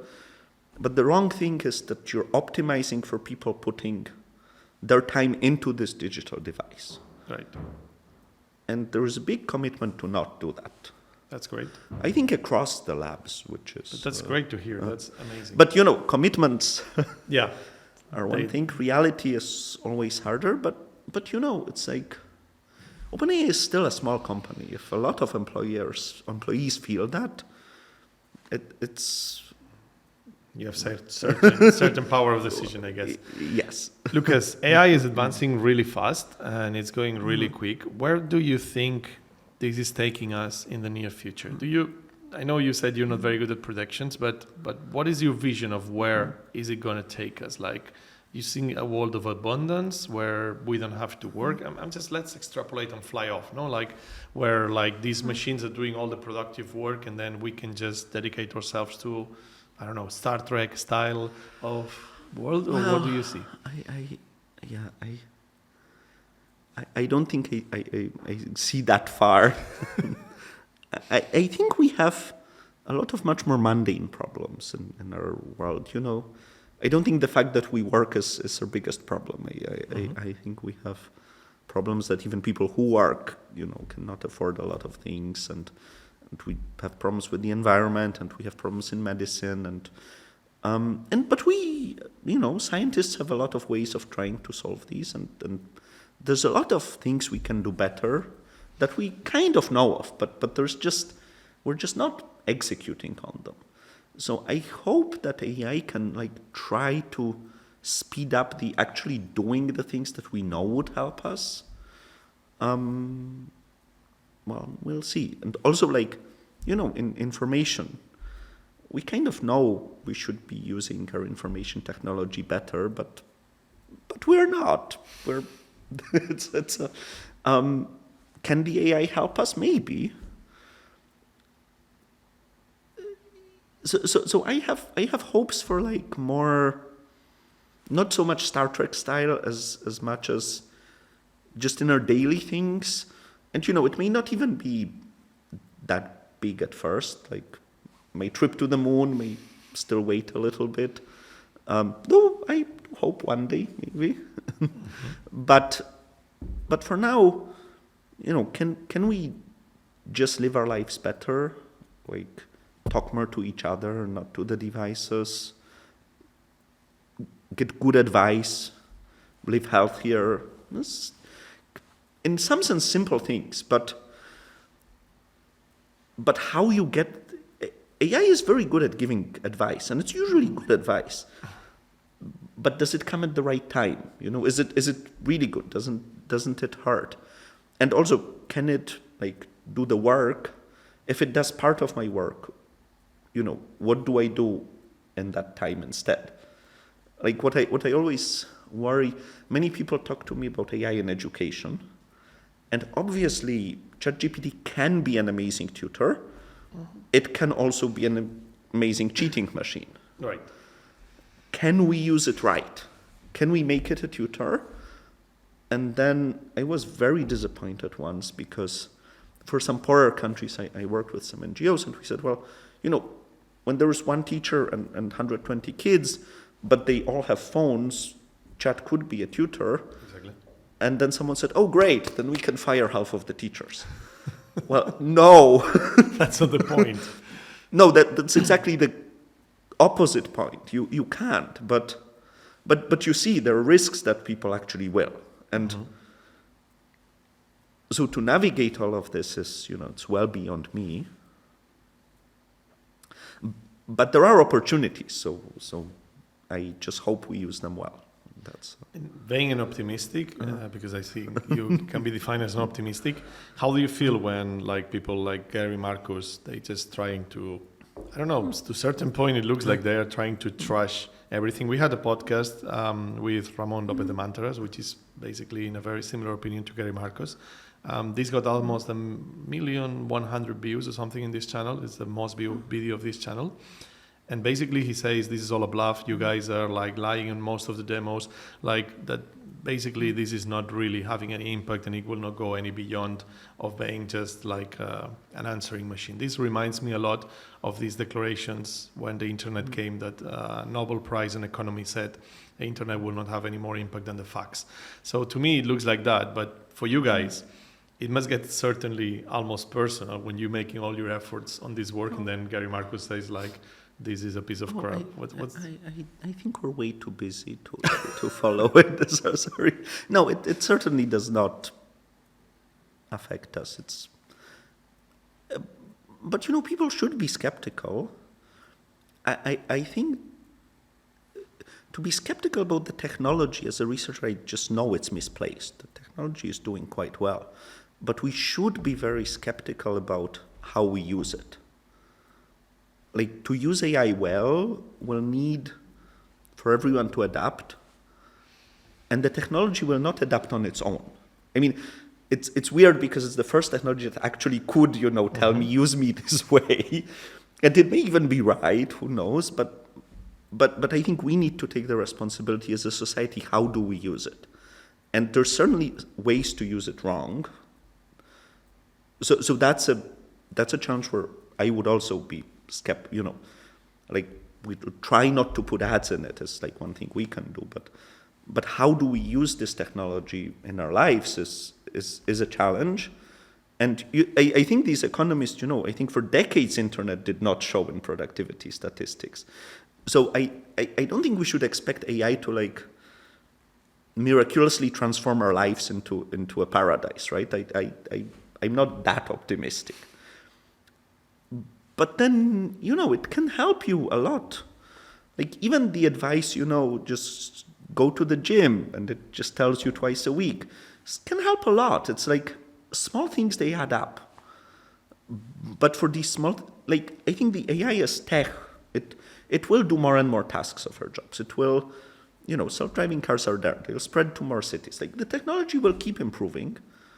I do think it's actually great. But for all of these improvements to actually translate into better lives for everyone, that the tech companies can't do this. This is something the society needs to do. And it's hard because we don't even know where the tech is going. You know, researchers don't know. Sam Altman doesn't really know. You know, nobody knows. Neither does Dario. I think we need to face this. That will it keep improving? Yes. But we still need to use it well, the way it is, and whether we'll manage to like get the benefits for real. Well, that is something where some skepticism is warranted because it's hard. Like we got social media, and social media can be a very good technology. You know, it could be used to inform people. It could be used for learning. It could be used in many good ways. And yet it feels we did not use it in the good ways, right? And we're not that much smarter now. So AI can also certainly be used in wrong ways, and we need to put some effort into trying to not make this happen. So this is where I think skepticism is very warranted. Because if you think of this like, you know, this is like almost like a technology from heaven that will fix everything, then you don't feel the responsibility that, no, you actually need to figure out how to make it work for you in your life. No one will come and tell you. Like, well, maybe your friends will figure this out so they can tell you, but it's not like OpenAI will come and say, you know, look, you use chat like that and your life will become better. No, this is not that simple. This is a technology, a tool. It can do a lot of things. But you need to figure out what it can do for you, because we don't even understand it well enough to guide it. And And then, in companies, it means like the management needs to figure out. A lot of companies started, for example, like blocking ChatGPT, and people use it on the side, and that's not good, right? This is not how to do it. Like at school, of course, I never thought about it before, but in hindsight, it seems so obvious that chat can just do your homework, and kids and teenagers will use it like this, and that breaks the system of homework. So that's bad, right? We introduced now age verification, so that could help a little bit, but that's a big change. And how do we deal with this, right? Like, of course, you can try to do more work at school, but there is never enough time. So I think totally inadvertently it put teachers in the harder position, and so there are things like that, and we don't have the answer how to deal with it. I mean, sure, we can put age verification and block some people, but you understand, this will not fix the problem. Some things became possible, and you cannot make them impossible. There are also, if you don't use chat, there are open source models. There's Meta. Like, the cat's out of the bag. If there is something that we thought was impossible, and now you have an example that it's possible, the technology spreads. It is possible, which means people will start doing it, but we need to find smart ways to use it and to deal with the problems. And, of course, I hope that we can do this. And I think, if you look at history, eventually this hope is probably right. But in the meantime, as we're going through these transitions, and as the technology is improving, there becomes more and more of these things every year, this is disruptive to people's lives in some ways. And how do we handle this well is a big question, right? It's can we, like, in a short time, find really good ways to use it and to block all the negative things? I hope we can do it better than before, but it's a difficult thing that it's not just on the tech companies.